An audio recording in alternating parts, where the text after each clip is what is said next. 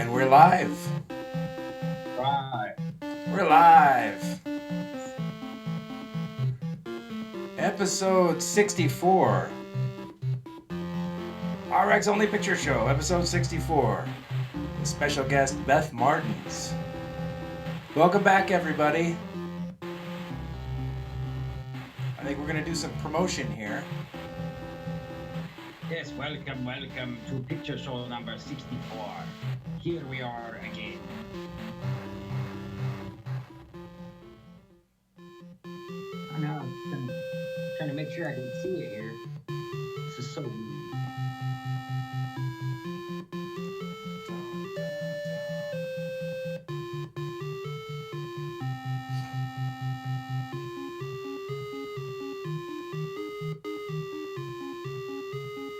Are you seeing it this here, Jim?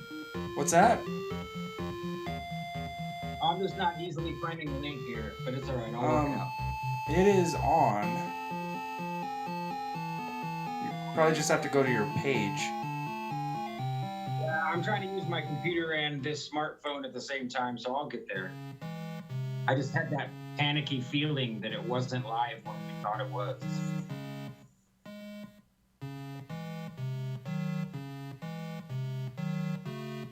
I think we're live. We got a Oh yeah, unsupported. you got the signal there. If it's giving you a yellow or a green bar there, we're definitely live. Error occurred. Please try again later. What? Live now. Oh, see it. okay. Well, good. Ooh, it's a female voice. It's a rare occurrence on Picture Show. In this video, All right, I'll show you how to set up and manage sharing. live streams Go in ahead. YouTube's live control room. Shit. We've built a brand new stream workflow in live control room. Sorry, guys. And we have green health. Nice.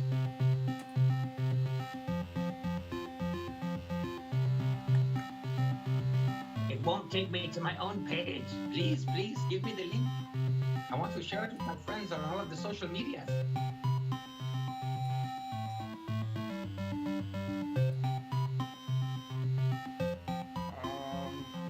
Well, there it is. Thank goodness. Oh, it says Earth Only Picture Show 64, Archetypes, Mermaids, and Leaving Feminism with Beth Martens. This sounds like a good show. Maybe I'll watch this.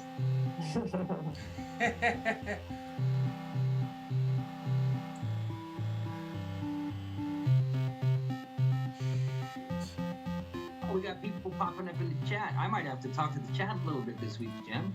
Oh, maybe. Since you've got so many buttons to push over there. I lost my page. Snake Jones 09. He knows me. Hey, What's up, Jones. Snake? James, yay! And James isn't wearing any underwear. I can tell it's so ready, everybody. This is fun already. Is that what you said in the chat?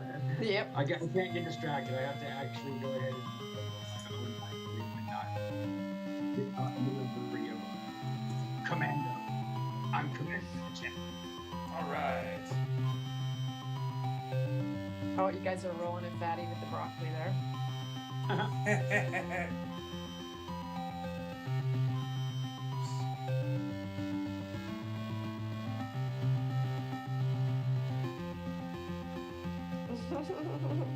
64 times. Can you believe it, Jim? No way.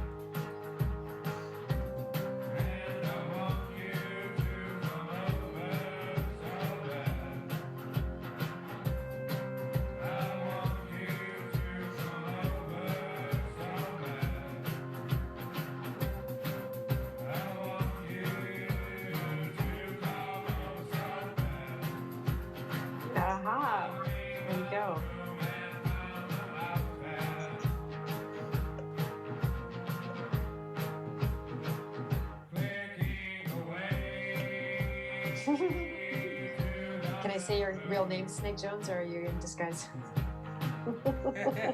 So fun to meet you here tonight. Oh, where am I getting volume? I have to kill that. Uh-oh. We're having a... It got quiet enough that I could hear. I'm glad I noticed my laptop speakers were on. I was like, uh-oh, I'm losing my mind. I'm hearing an echo. Something wrong, Jim? The music seemed to pause. Oh, is the Adam Lore music hanging on you? It does that sometimes, Yeah. man. We really need to dump that set list onto an MP3 folder and just play it and not rely on YouTube for two things. But we just haven't got there yet. Yeah, we say every week that this. once the money starts rolling in, we're going to do a whole bunch of different stuff. We just need enough money to convince our big bosses that we can work part-time for them and get as much done as we do now. Whoa, oops. I can help you with that. I know it. That's why I'm not saying it for no reason at all. That's a great idea. My not so hidden agenda. I think that's just it. What in the world? Oh, how weird. Zoom just gave me a pop-up to let me know that this meeting no longer has a time limit. And I'm thinking, well, I'm paying you every single month. So let's not be having the time limits.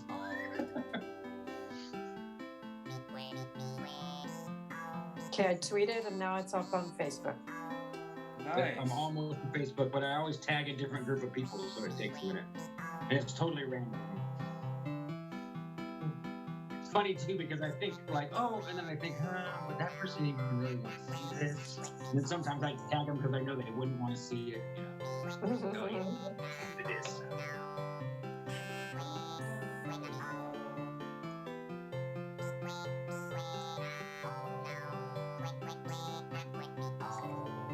All of the introduction music is my brother Adam Lore, so you know. Anyone who's new to the show, but also for you specifically, Beth. That's my brother is a prolific artist. His true focus is comic books. He's drawing and writing comic books, but he's a prolific songwriter. He's written albums and albums full of music. So we just have fallen in love with his music as our weekly introduction. Very good. That's awesome.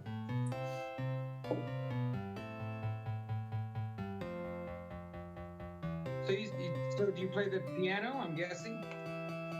I don't actually. I play guitar. I can fake my way through the piano, but that's about it.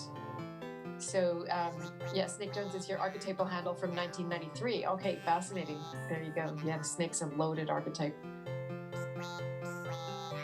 to say the least.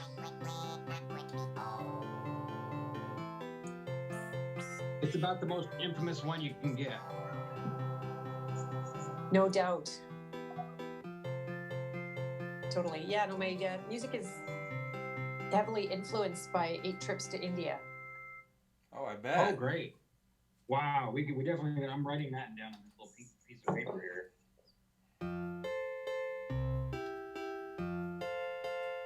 So that just made me think, you must be familiar with Dr. Hans Utter then.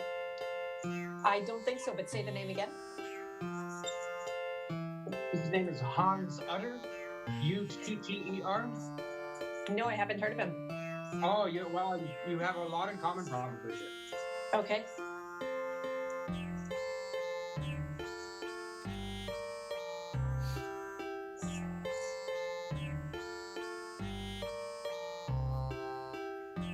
It's been so long since I've seen most of these memes. I'm laughing at our own beat roll here.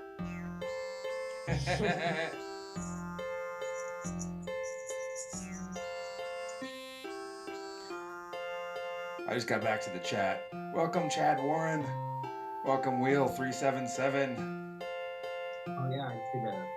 What's up, SS space S? Snake Jones number 9. Isla Wren. James True. We're so glad you're here. Underwear or not? Underwear are totally optional. What's up, the cock? You really are. And Krista. I'm so glad you like the music. It gets us all in the mood.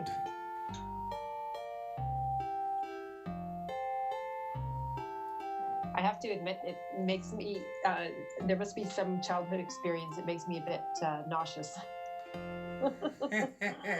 Oh yeah, it's very sing-songy, carnival-y music. It's the circusy and maybe throwing up off the Ferris wheel and scary clowns and stuff like that. I hate scary clowns, to be honest. I know they suck. Hey, a drop of water, a drop of water salted with fire. I was gonna say fired with salt. We're glad that you're here because the party may proceed. And Heliotropic Squirrel. Yeah, I'm seeing some new names here. Thanks for showing up tonight.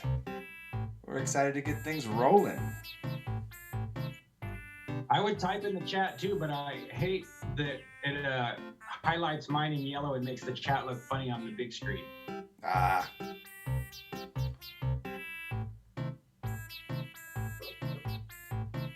Yeah, here's Particle Target. It's one of our favorites.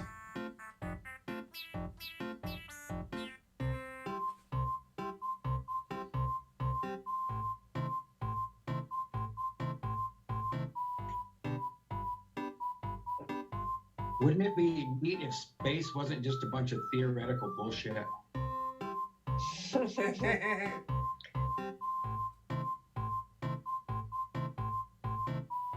My son accused me of being a flat earther today.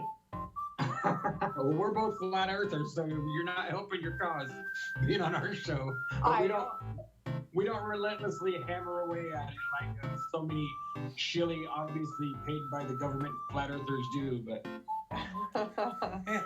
yeah, I'm not against it. It was fascinating. I really need to know how he dreamt that up, though, because because I wasn't talking, I wasn't trying to convince him about flat Earth. I was trying to convince him that NASA was a bunch of BS, but and then he accused me of being a flat earther. So fascinating.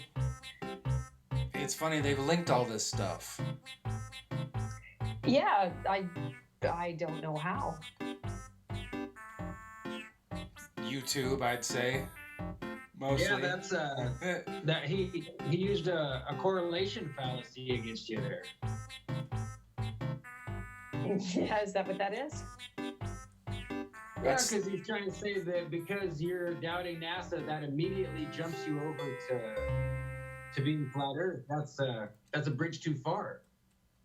Yeah, it's the same thing. They linked flat Earth with anti-Semitic stuff also, which has made a similar sort of what would you call it? A correlation fallacy? Yeah. And that may not be the perfectly correct term, but that's just what popped into my head. That because I've had him use it against me the other way. Being a flat earther, if you're dumb enough to argue with people on Twitter, then they say just because you can prove that NASA's a bunch of frauds doesn't mean that the Earth is flat. Mm-hmm. It's just as false an accusation the opposite way. So I guess correlation fallacies and paralleling go hand in hand, don't they? They sure do. So you guys want to pop in after this song, or should we? Yeah, I'm all good, man. All right. Well, I can't lie. My girlfriend brought me my fiance brought me a big bowl of goulash, and so I've been stuffing it in my face before we're on camera, so we're not taking too many huge bites of noodles live on the air. well, it looks like this song has another 4 minutes, so we can whatever you'd like to do, SB. Let's go. All right. We will do that. And I will fade out the music here. Yeah, we can go right now. It's fine with me. From where I am, I can hardly hear the music properly anyway, but that's, I think I'm getting a taste of my own medicine. Here we are. Welcome to Arc's Only Picture Show, everybody. Hello. I'm Jim, and this is SB, right over here. And we have a special guest today, Beth Martens. If you'd like to say hello, Beth. Hello, everyone. Nice to see you. Nice to be here. This is fun already. This is awesome fun. Thank you so much for coming. Thank you so much for having me.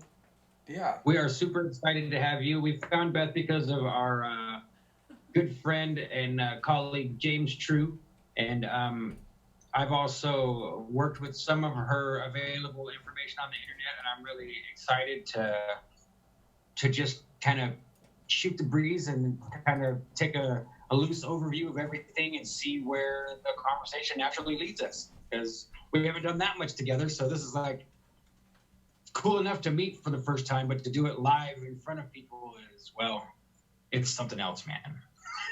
Very good. I'm totally psyched to hear your archetypes. Very cool. So I was trying to think. Seemed like there was one more thing I was going to say. Oh, I was going to tell everyone that I'm coming to you this week from my phone, so it is a little bit different. If you notice, the format's just very slightly different. Jem is at the helm at the Arc's Only Picture Show studios in his basement. My computer fan died yet one more time in 2 months. I even speculated with another colleague that maybe it's the government sapping computer fans. Maybe that's what they're doing. They've got an AI that shoots electricity through there and whacks them out. But it's probably really that my computer is old. Even though it was a newer computer I bought, it's probably just that, it's old, and the fan I ordered off of Amazon, well, I'd bet dollars to donuts it came straight from China, and that's probably the real problem. But hey, I heard to you guys, go ahead. I heard Mercury was in Gatorade. It is. Jim made an excellent meme for Mercury in Gatorade. I wish I could find it easily and put it up, but I'm going to really get he made this beautiful meme of the god Mercury standing there inside of a bottle of Gatorade. It's gorgeous. And I am a Scorpio, so Mercury in Gatorade in Scorpio. Who knows? Maybe that's. Now that you say that, it's true. There's a lot of electronic complaints surrounding this allegation of where Mercury's hanging out in the sky. Very good. I'm a Scorpio too, so this should be interesting. Yeah. Very interesting. Oh, yeah, two Scorpios, huh? I always imagine. What'd you say? I said 2 Scorpios, huh? I'm on the. Yeah. I'm like just the 6 months on the other side of the calendar from you guys, because I'm a Taurus. So yeah, we're like balanced. Tauruses and Scorpios go together. This is no secret. We're imbalancedly balanced. Yeah, it's kind of like the color wheel. Yeah. We got like 2 reds and 1 green. So Beth, that's true across the board for Jem and I. We have found in our friendship and over the years we've worked and hung out together that we are a polarity of polarities. Jem was raised to drink Coca-Cola and loved driving Fords. I was Pepsi and Chevrolets. He prefers to use the Apple products. I, of course, am a PC and Android guy, and it goes on and on. So it's just a wonderful. Very good. Nice. Yeah. I plead guilty. He pleads not guilty. I drive fast. He drives slow. Or maybe I drive slow now. I don't know about the pleading part. I mean, we might be opposites, but you're not dumb. Jim wouldn't plead guilty. I plead not guilty. You played no contest, perhaps. Maybe that's it. Yeah. So we're all so comfortable. I think we better give a little bit better introduction here to Beth. You can find Beth's work linked in the description. Jim's typed a few links down in there, but the main one is Beth Martens. That's BethMartens.com, and Beth's gonna come tonight, and we're gonna talk about archetypes and how she came to working with archetypes and her story getting there. I know that she has a specific focus on mermaids And I also found some of what she calls her king hero work, which is kind of, I would describe it as honoring and lifting up men and the masculine archetype, or the masculine, power. Um, and I guess the one other thing we were going to specifically address was that you became disenchanted and separated yourself eventually from feminism, right? Those were the three things we talked about. Mm-hmm. So. Mm-hmm. Yeah, it's been quite a journey. It's actually about to be 20 years since the beginning of the end came for me. Where should I start? Let's see. I had a complete disillusionment with the world and myself as I knew it. I had been traveling to India every year for 8 years. Studied with a white bearded guru on a mountain, picked up mantras, started recording music, and I put out 4 CDs and got into teaching yoga and meditation and spiritual arts. And then I needed a way to fund all of that because it was so expensive to go to India every year. And after my degree in anthropology, I was literally trained for nothing. So I had been working with my family's firm every single year since I was 10 years old. I have entrepreneurial parents who have passed now, but they couldn't work for other people. Neither can I. Runs in the family.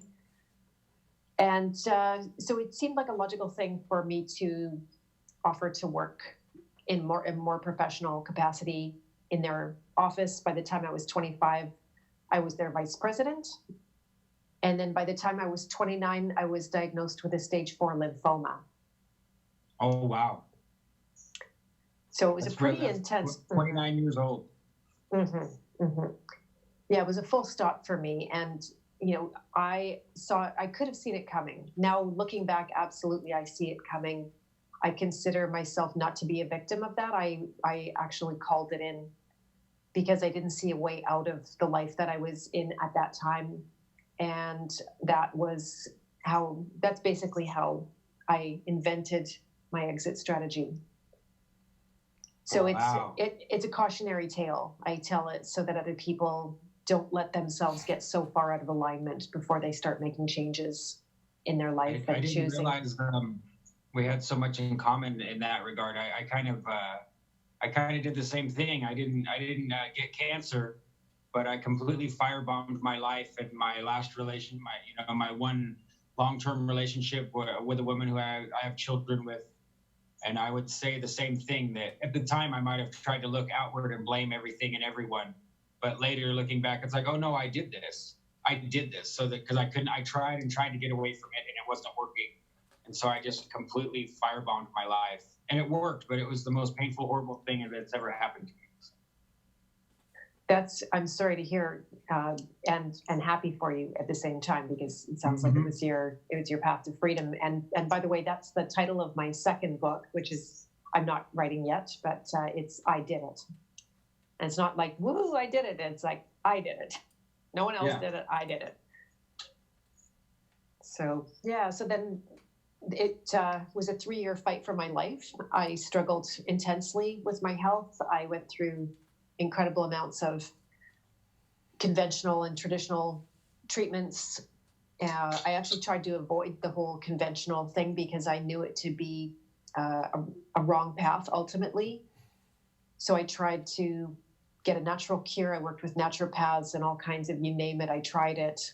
And I had a little bit of success, but it was actually my naturopath who sent me back home to do what he thought to be radiation. By that point, I only qualified for chemotherapy, and they started bombing me for 11 months. I did this incredibly brutal regime of chemotherapy and nearly died from it. There was a point I really didn't know what was killing me. I had a near-death experience. It was a major shift for me, that near-death experience. I saw things about myself and about life and about the blueprint of being a human being, what that means. For me specifically, I saw that I had a really particular reason to be here on this earth, whether it's flat or round, we don't know. I saw that that contract was binding. I don't get out of it. And if I was not to live through that moment, I knew I would just have to come back and do it again. I saw myself, who I truly am, with nothing, literally having lost everything that I considered to be me. You know, my house, my possessions, my money, my career, my friends, and now my body and even my life was vacating. And I had a total breakthrough about that I'm not any of that.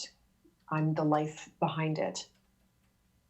And the nature of that life was a total, complete joy.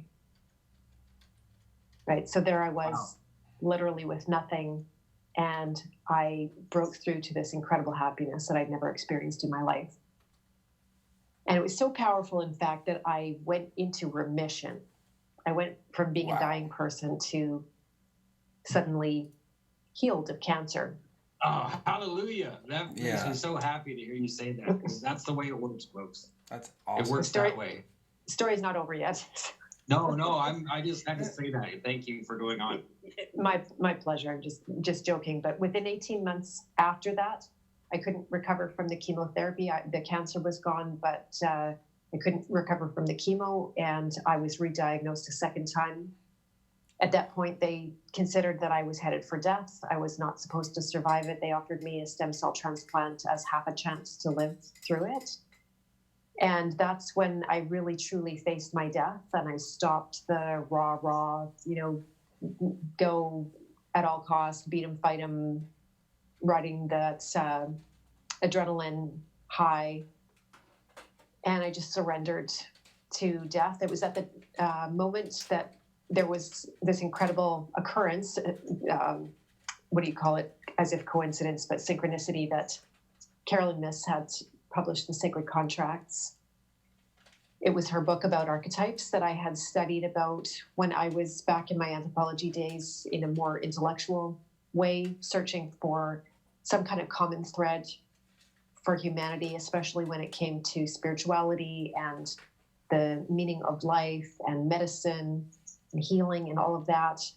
And it was then that I was able to get a much more visceral look into exactly what archetypes were about. And I knew instantly that they held the keys to, not at that point, not saving my physical life, but saving my soul. Awesome. Wow. Cool. I realized that was a much more important job than saving my body's life. And so I was successful. Again, almost immediately, I was able to see the one archetype that was mostly sucking the life out of me.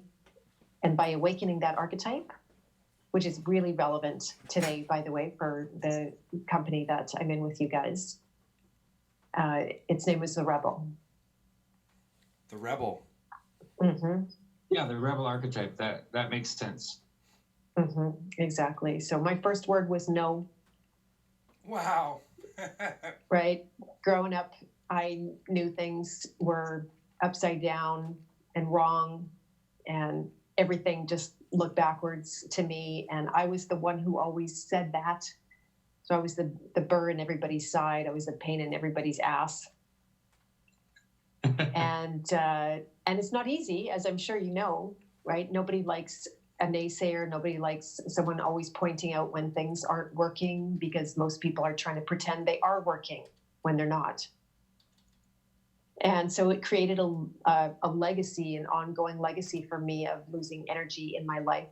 And I had suppressed it so intensely that it was actually killing me, right? So going to work in my family's business was a way to say, okay, Rebel, like, get away. You've caused me too much trouble in my life. Now I'm going to take the high road. I'm just going to do the normal things, or appear to be doing the normal things. I could only appear to be, go into business, make money, be part of my family's culture and do what's more expected of me, although nobody forced me to do that by any means. And No, we feel obligated to, right, Beth? We feel obligated to. And so we do our best to play along. I so relate to this whole thing. I did such a similar thing myself with wheelchair work. I was a professional wheelchair technician for 7 years. And it was prior to that, I had cared for a man in a wheelchair for a decade. And we just ran wild and did whatever the hell we wanted. So I finally said, that's it. I'm going to go work a 9 to 5. I'm going to put on a polo shirt. I'm going to grab a clipboard. I'm going to help disabled people. And I was just fronting. I'm sure everyone that worked with me just couldn't stand it because I was just an ADD flake, unreliable. I mean, I get things done at a frenetic pace and then do nothing at all. And it was all this, it was a rah-rah show. There you go. There you go. Yeah, I was leading a double life. I was having to, have my business life was something I had to hide in my spiritual community. And then my whole spiritual persona, I totally had to hide in my business life because that was, and in those days, there was no yoga, there was no meditation, there was nothing going on every corner. There's a yoga studio now. It's very normal. Mm-hmm. But back in those days, it was like, what are you doing? Yeah. I had a reporter at some point say to me, I was talking to them about a client's job and he just interrupted. He said, Beth, I know what you're up to. And I'm like, I've been found out. Oh no. And he actually wanted to say, I think that's great what you're up to. I'm like, oh, okay. That's a good sign of some kind. But I was very torn and I lost a lot of energy to that split personality, always suppressing an important part of myself. So I literally, by awakening one archetype, even though it was just the tiniest sliver or, the smallest amount of information that I learned about myself, now in 20 years, I know a lot more. I still haven't even scratched the surface. That's how big that whole universe is. And yet that work was enough to reclaim the energy that I needed to heal from cancer. So that's how it worked. It's really all about free energy. We talk about another archetype that whose name is the alchemist. That's why working with archetypes is as powerful as it is. It's doing the work inside for the changes that you want to see outside in the world. That's true. Yeah, alchemy. I actually had I'm not going to say her name, but she's a very experienced astrologer, and she made a joke that because we get along so well, and I'm younger than her, and so I feel I have this reverence and respect for people that are older than me, and she's always telling me that I'm helping her to learn things, and she made a joke that maybe she's an ancient reincarnation of a witch and I'm an ancient reincarnation of an alchemist. So we had a good laugh. That's what popped into my head when you said alchemist. Nice. Now, That's great. You mentioned a book. I wanted to let people hear that. Could you tell us the name of that book? That's what led you to Archetypes preliminarily the very first time, or? Yeah, exactly. When I was studying it to save my life, it's called The Sacred Contracts. Carolyn Myss or Mice, Myss is her last name. I always give a shout out to her because she effectively saved my life. I used her work to discover what was killing me, and it absolutely worked. Yeah, that's it. I've never heard of it. I'm a curious boy, so I want to know where things started. Like, I also was curious how you first ended up falling in love with the East and deciding to start consistently traveling there. But how did that? Because you're pretty far north up in Canada, so I mean, if you would have been in Los Angeles, it would have been a little bit more normal to find yoga, find an Eastern path, But when I think of these old Canadian guys up there, I can only imagine the look on their face if you say, "Oh, I'm practicing Eastern religion," or any of that stuff. They'd just be blank, right? Yeah, it was super fun how it happened. Like so many decisions in my life have been made, the bigger decisions have been made just like, oh, I think I'll do this without any big premeditated decision-making process or anything like that. So I was doing my degree in anthropology and I needed half a credit to graduate. So I'm just scrolling through the calendar and I came across a Religions of India course. And I said, oh, I've never even thought of India or don't think I'll ever go there, but this sounds interesting. Click, I'll take this. It's at the right time. And I ended up in this course. And it ended up being prerequisite to another credit course in meditation. So that was actually the half credit that I needed to graduate. And I thought, okay, that's interesting to do a practical. It was an experimental studies course that was a one-time offer. And I thought, okay, that sounds good. I've always thought meditation would be something to be, that would be a good asset to my life and to relieve stress and everything. I had a very stressful upbringing and I was a very stressed out student. So that seemed like a really good idea. And then I could get credit for it as well. So I got into that class. I connected really well with the instructor who is still a very good friend of mine, Kevin Harmer. I'll give a shout out to him. He's still teaching yoga to this day. He'd written a few books and we got along. And so next thing you know, I was also had signed up to do a cultural exchange program. So that was taking me overseas to Nepal. And I realized that when I look at a map, Pheasant Prairie person, Nepal and India are like right close to each other. So I said to Kevin, why don't I come and visit you in India? He's like, yeah, right on, that sounds good. And it turned out to be like a really major journey to get from Nepal to where he was in India. Okay. Yeah, like really big. But I got there. It took me months and months and months. I didn't even think I was going to make it there. I kept getting tripped up, mostly by the beaches in India are fabulous. I ended up and down the West Coast to a few different places. And then all of a sudden it's like, okay, a couple of weeks left on my visa with this first trip. And I got myself up north into the Kulu Valley, met the white bearded guru on a mountain and fell in love. He was the one. And I couldn't get back there. I couldn't get back there fast enough. I went every year, became my whole life just to get back to see that guru who turned out to be a pedophile, by the way. Oh my goodness. Yeah. My very last trip, stories started to come up. People would, just like we're in the truther age now, it was the truther days of that spiritual movement. And, we all called them, when women would come forward and tell their stories, we'd say, oh, they're a drug addict, or, we'd try to blow their credibility or say that they were just talking nonsense. But then it landed on the front page of the Saturday Globe and Mail Life section. A reporter went actually undercover and found his way through that whole spiritual scene and blew the lid off of it. And I'm like, okay, so This is true then. That's really sad. Sorry, I didn't hear. I said that's really sad. It seems like gurus should be on the highest spiritual level, but a lot of times they're just a higher spiritual level a little bit than we are, and so it's hard to tell if they're not on the highest level, Yeah, I ended up writing a song about it. It's basically when you give people power and you make them into something greater than you, there seems to be an obligation that you are going to have a rude awakening about that. So you can say that people are victim of that guru. It's true, especially the children. But at the same time, those guys don't exist.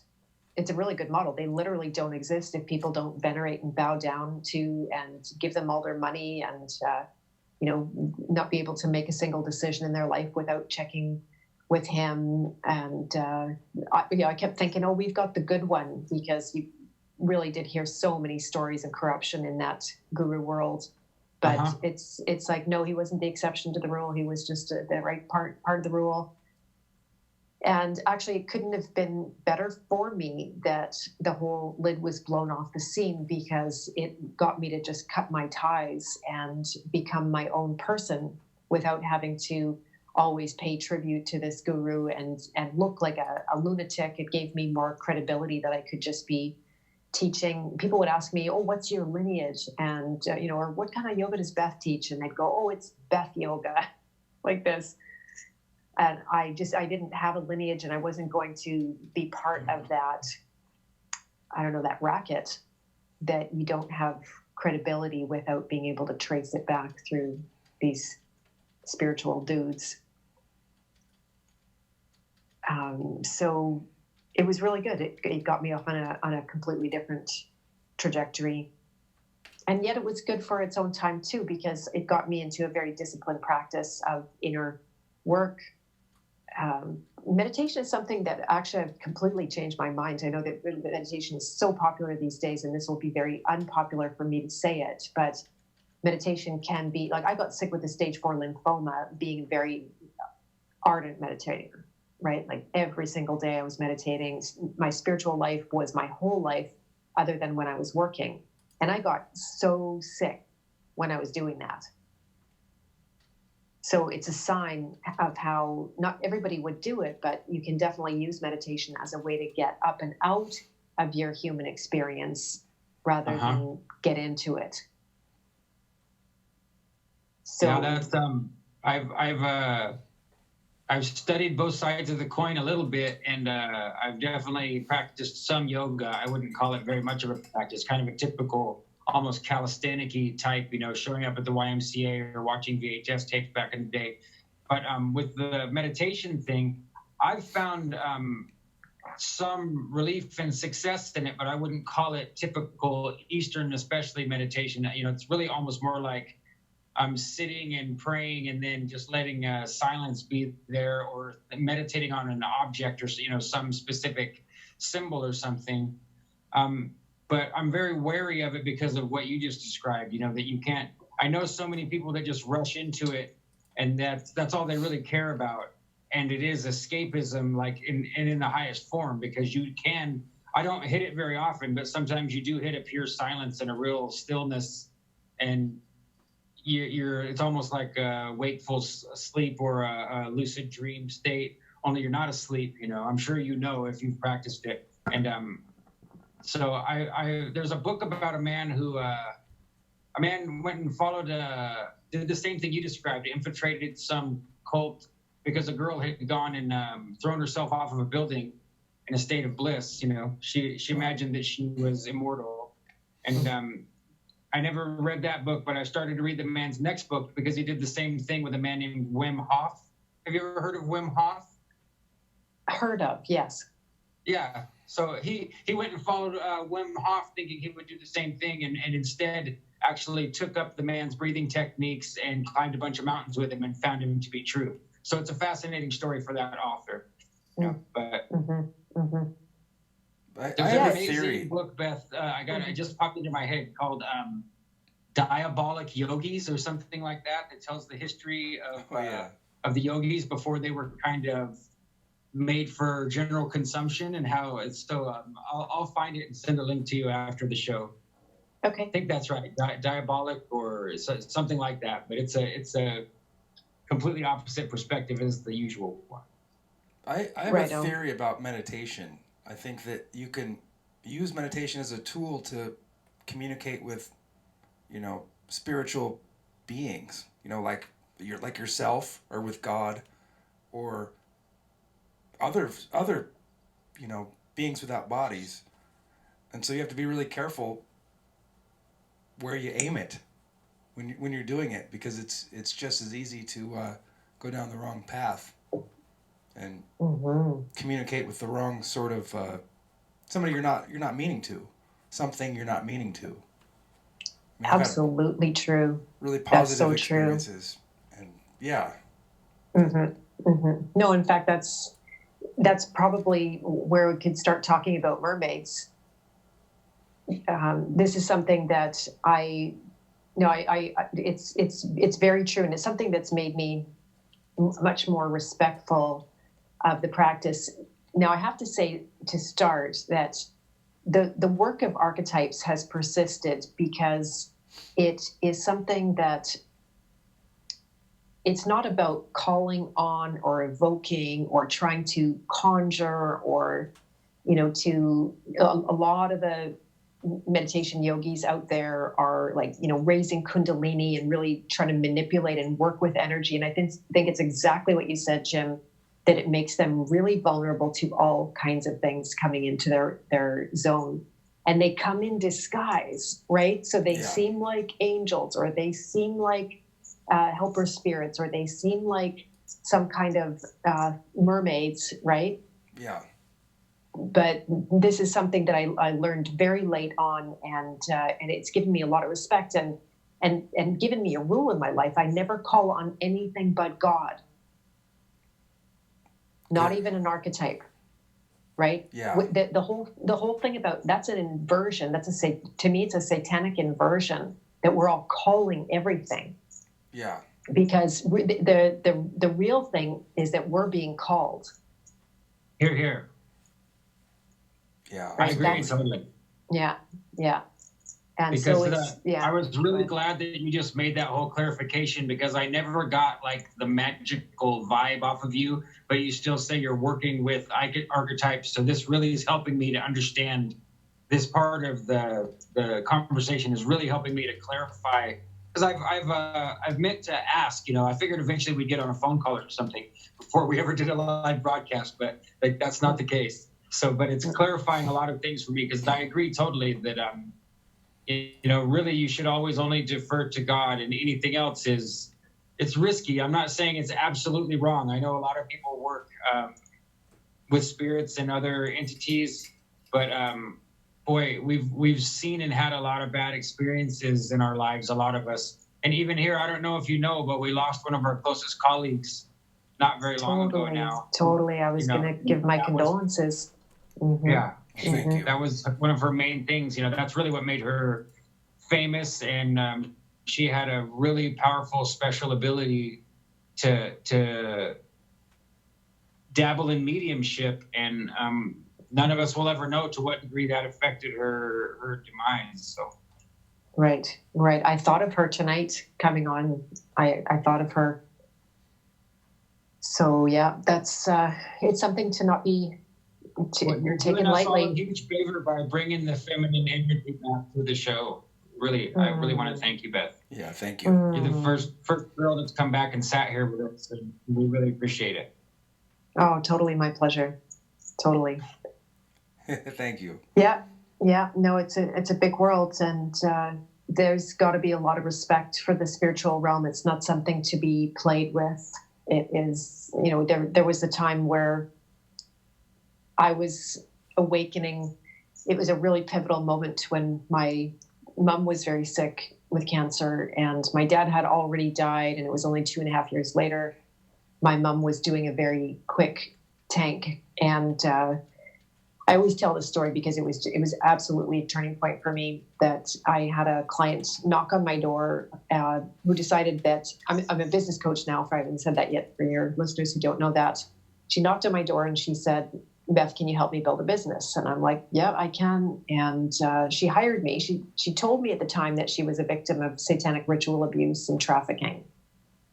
And I ran, up until that date, I ran with blinders on. I didn't know what that meant. I had an idea that it wasn't, for sure, that it wasn't good. And, but I didn't understand the whole, it was such a kettle of worms for me. So it took me a good month after my mom passed away a week later after she booked me. So it wasn't another month before I got to work with this client. And then I heard her story and allowed myself to go down the rabbit hole and really take a look at this worldwide network that the whole thing was connected to. And, it's, as it's a very deep well, and it is absolutely saturated with those, whether they're wayward spirits or whatever. I don't have names for all of that, and I don't need to name them, but I came head to head with so much of that energy and felt very attacked on a regular basis. The whole thing turned me, and at the time, really, I wouldn't have connected to it, but it brought me right to Jesus. Without any, nobody told me to do that. It was just somehow, when I felt attacked by a demon, my instinct was to call on Jesus, and Jesus would handle it every single time. I don't have a strong, I was brought up as a Mennonite, but I haven't had a strong connection to the Christian faith in a lot of years. I still when I read the Bible, a lot of it makes absolutely no sense to me. And I don't care how, I'm going to say this very rudely, I don't care how drunk on the Holy Spirit you are. That's not going to make it make sense to me. I've been there too. Yep. But nonetheless, my own inner, I have my own inner proof. That's all I need to be able to have conviction. And so between prayer and the archetype work, those two, and one third element that has really persisted and beautifully was not affected by my awakening, because all of the meditation, yoga is just stretching and moving, and there's nothing mystical about that. That's just moving your body. That's, breathing. This is right. Like, there's nothing otherworldly about it. But the archetype work persisted, and so did the release work. I had almost entirely replaced meditation with releasing, because it's by far more powerful. It is a bigger reclaimer of energy rather than a conjurer of energy, right? I learned to tell the difference between three very important things that are easily confused, and that's, people think they get a dopamine hit and they're having a spiritual experience, or they think they get an adrenaline hit and they think they're having a spiritual experience. And then there's free God energy. And that's a totally different thing. So to me, this is the power that, now, archetypes don't have any power. God has power, and we are the expression of God. So archetypes aren't powerful. That you'll probably hear me say it, just the language is awkward.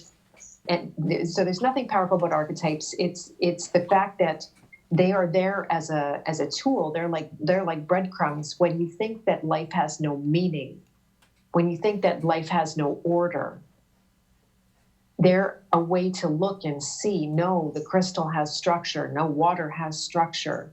To look in with a microscope and see that it's not just a bunch of random, space goo or worm goo, or it's not, there's nothing random about the human experience.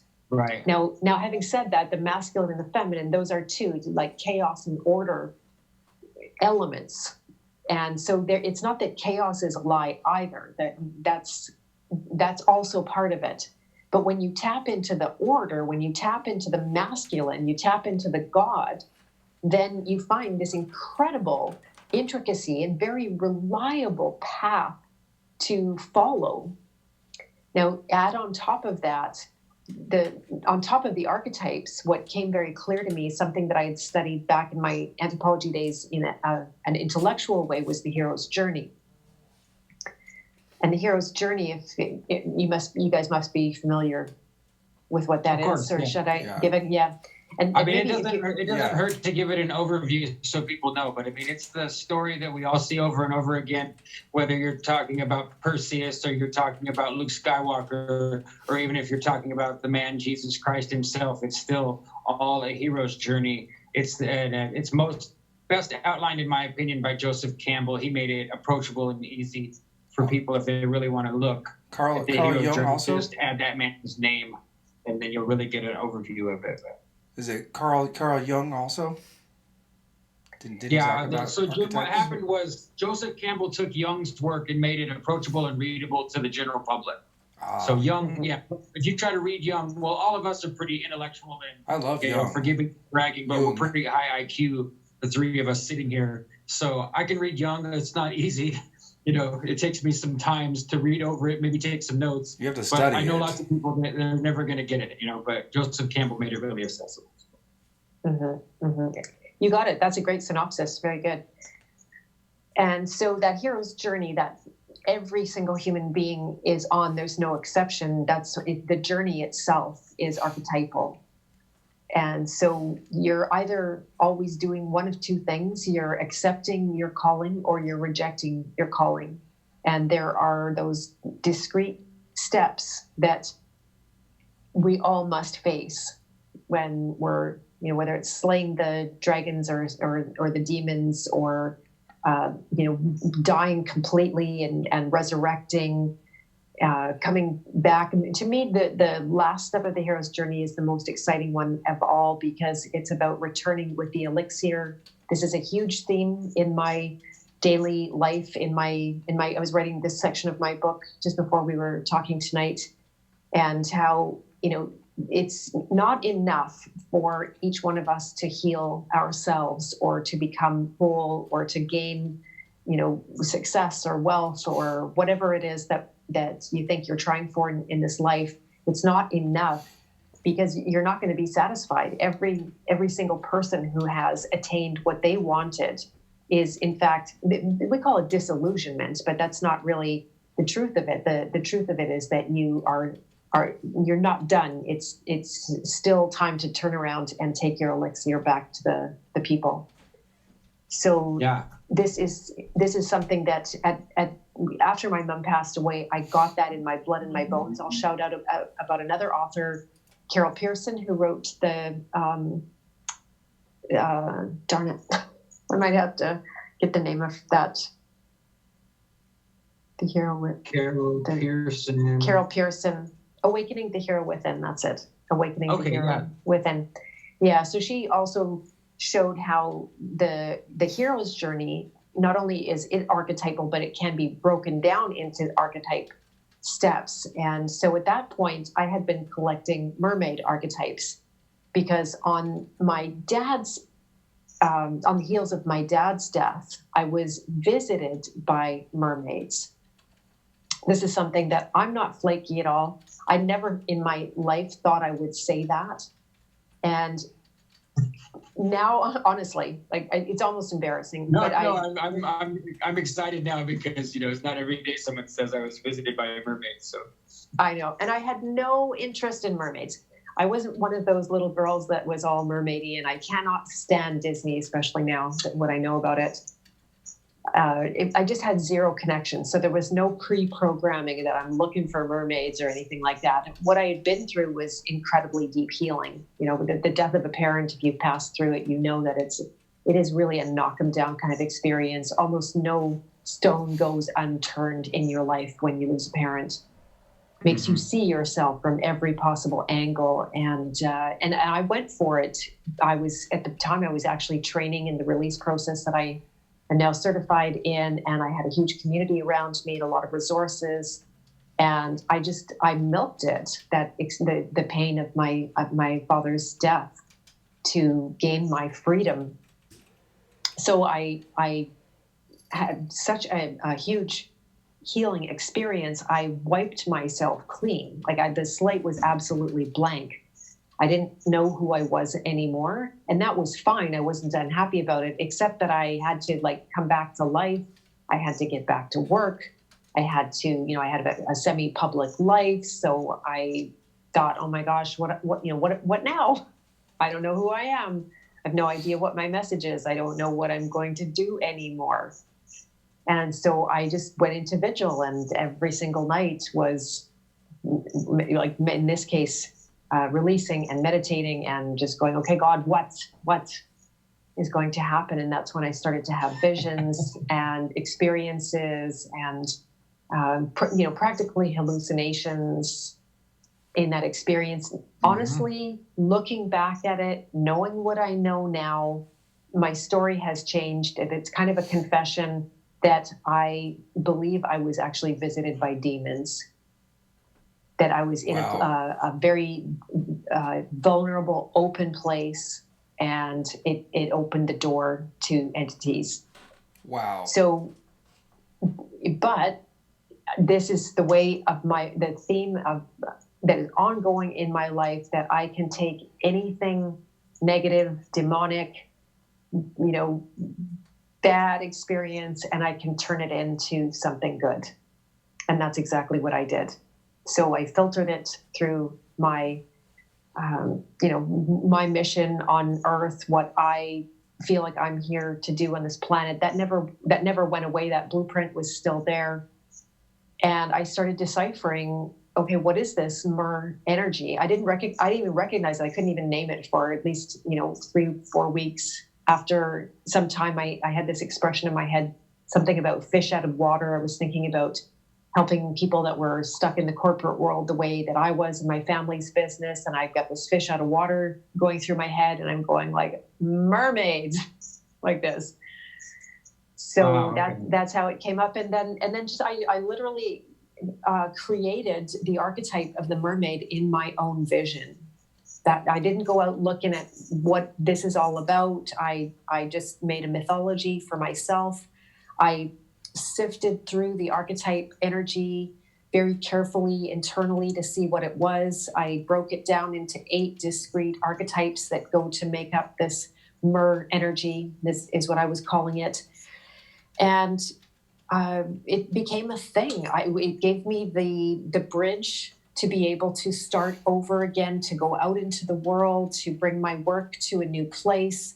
I was already business coaching at the time and doing spiritual work and archetype work with my clients, but I didn't have a really clear idea about who they were. And so, I'm hearing this from the mermaids. They're saying, go find the mermaids. And I'm like, okay, this is stupid, but I'm going to go find them. It turned out, and just to say what that archetype really means for me, it's that the mer energy is the one who can't sit back on the sidelines, watch the world go to hell, watch evil happen, and do nothing about it.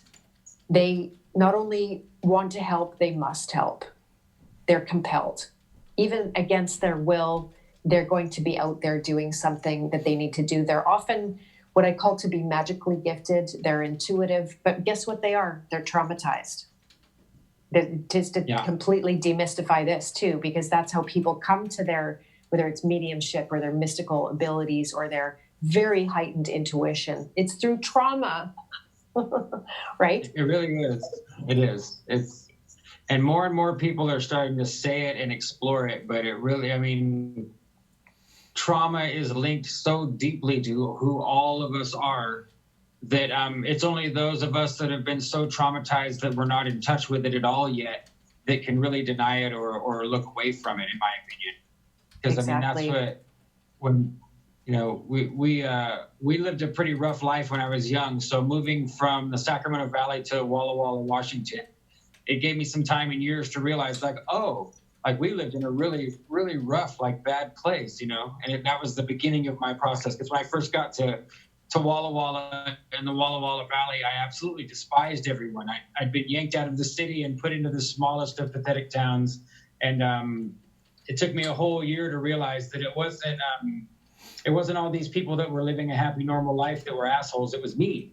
And I needed to just learn how to relax and smile. And that was the beginning of me because I don't have to be on guard anymore, identifying that, I came out of something really, really untrustworthy, The Sacramento Valley, I don't recommend it to anyone. People say, where can you go? I'd say drive right past it.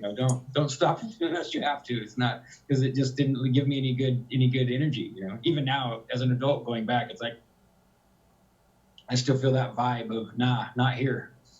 Wow. There you go. So I was on this mermaid track here. So then... Well, you were talking about how the mermaids came to visit you, and you were calling it mer energy. I know that you have merpreneur as... Merpreneur, yeah. Merpreneur, which it's hard to say, but it always appealed to me still, because I'm getting the backstory here, so please go on if you have a restart point from wherever I interrupted.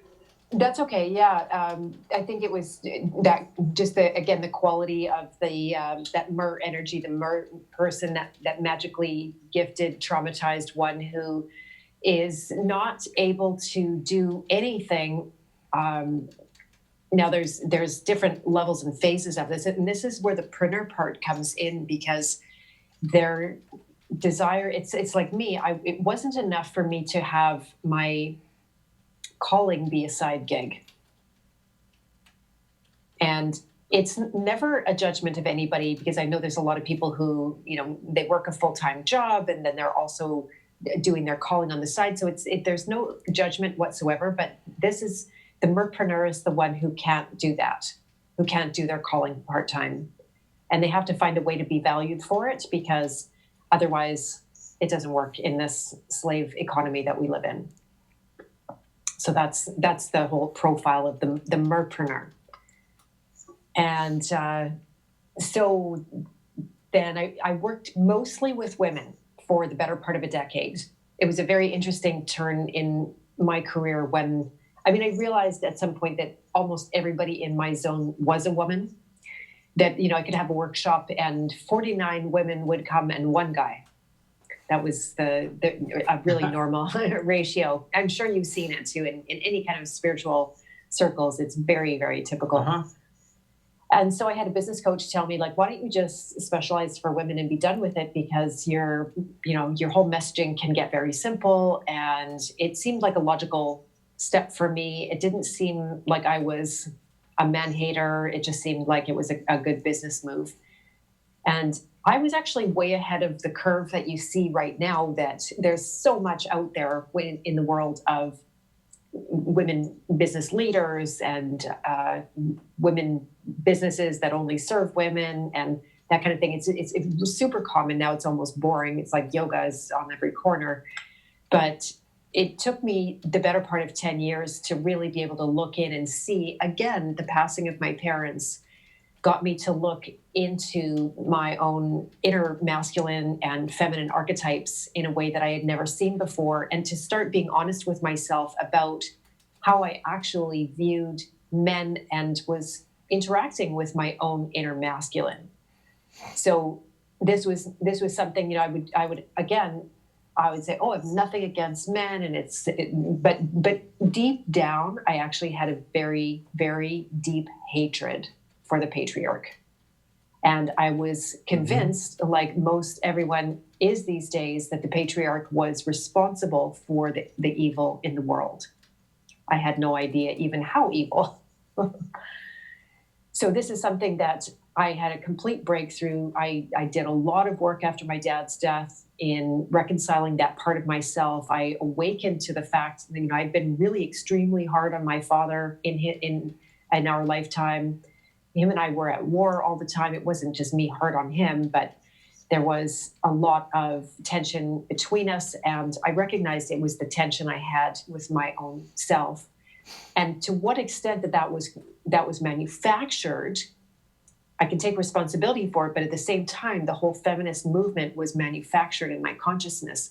It was no coincidence, really, that I pop up with this message that women should take over the world and that men are responsible for everything that's wrong with it. Yeah, they're priming us to it. Exactly, yes. Mm-hmm. It fit. And all the women in my life were complaining about the men in their life. Like that was just an ongoing rhetoric and conversation and narrative that was going on, that men were not doing what they were supposed to do, and they didn't pick up their socks and they didn't take out the garbage. It was just a constant state for me of anger towards towards men. I've also been through some pretty violent experiences. I've been raped. I've been literally picked up off the street and taken in a back alley, and have a knife put to my throat, and so that didn't exactly help anything in that category. So it was a major healing for me to awaken and see that men are actually not to blame for the ills of the world. If we have any kind of an archy going on, it's a psychopath archy. It's not a patriarchy. There was no, I think, fictitious matriarchy. If women were to take over the world, I know that would be a very big mistake. So I feel like what I'm doing now with the King Hero side of my business is a redemption project to uphold strong men, to highlight the way that they are being in their life. They're holding a lot of people up. I started reflecting on my dad's life, how much responsibility he had in his life, taking care of everybody, not just, my mom, and not just his kids, and not just his business and his clients and his employees and the government and the bank. How much responsibility really falls down on a strong man is huge. Yeah, it's true. It's true. And most men are raised one from the other to rarely, if ever, complain. That you don't let anyone know that you're suffering. I come from a family where I was raised almost exclusively by women. I've never had any real strong male figures. I've always seeked them out and had to, insert and position them for myself because I was lacking it and I wanted it. And so I feel like our paths are we're pretty similar people, Beth. It's almost giving me the chills.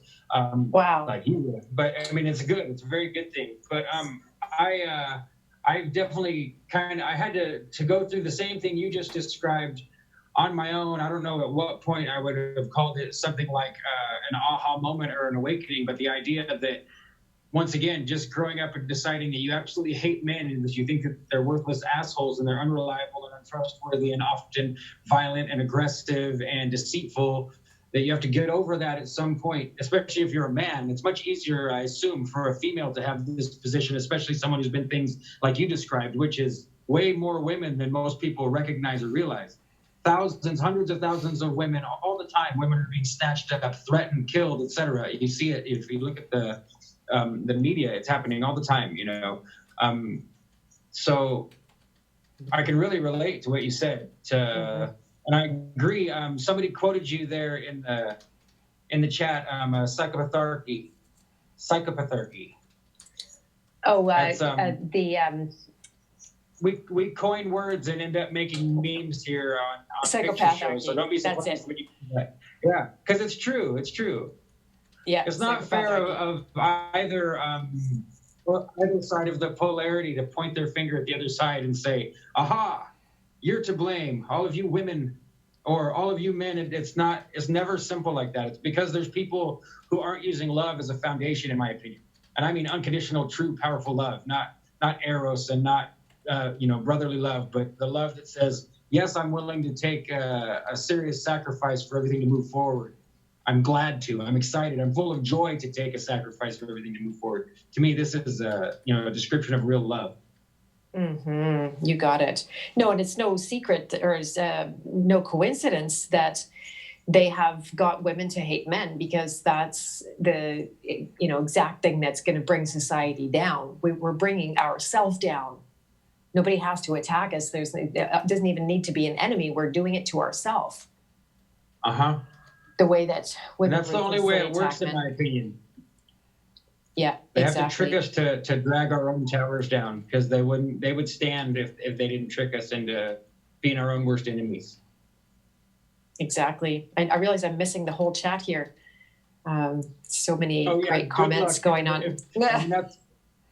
That's what Jim does every week. Sometimes people will come and comment later, Beth, and after they've watched the show, not during the chat, but afterwards, they'll be like, "What's with this one guy just looking at his phone?" Because Jim has a little keyboard that he'll sit and keep. But that's what he's doing. He's managing the chat and keeping the conversation rolling. Excellent. And he's still there. I mean, he'll still chime in here, but I have it on the screen, but I can just kind of glance at it. If I look at it, I will lose the thread of our conversation, and you'll be staring at this confused Sean going, huh? Because the chat is on fire. You could make a whole nother set of media just by going back and analyzing all of our chats from the shows, because they don't even necessarily line up with our conversation. It's brilliant. I love it. Yeah, that's so good. That's so good. And do I get to see the chat after the fact, so I can at least go back and read everyone's comments? Yeah. Yes, absolutely. If you want to go back to the show, it will replay itself live as it appeared during this conversation we're having now. Yes. Right on. Beautiful. I love it, you guys. You're so into this. So fun. Yeah. So it's really time to lift up men in the society. It's something that I feel extremely passionate about. And by having that honest look at the masculine in myself, it was such a huge healing to embrace that part of myself. I no longer resent that. This is something kind of interesting about the journey that I discovered, that I was making let me back up. I was telling the story about the hero's journey and how this came. So I had my 8 archetypes that were the mermaid thing. And when I read Carol Pearson's book, I just asked myself, I wonder if these archetypes that I've realized are a journey.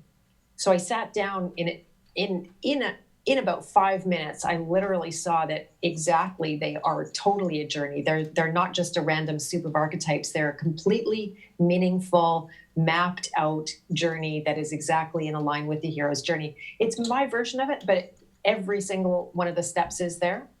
It's about either finding, being valued for, or surviving purpose. And there's one aspect of that journey that is the royal archetype. It's coming into leadership. It's coming into power.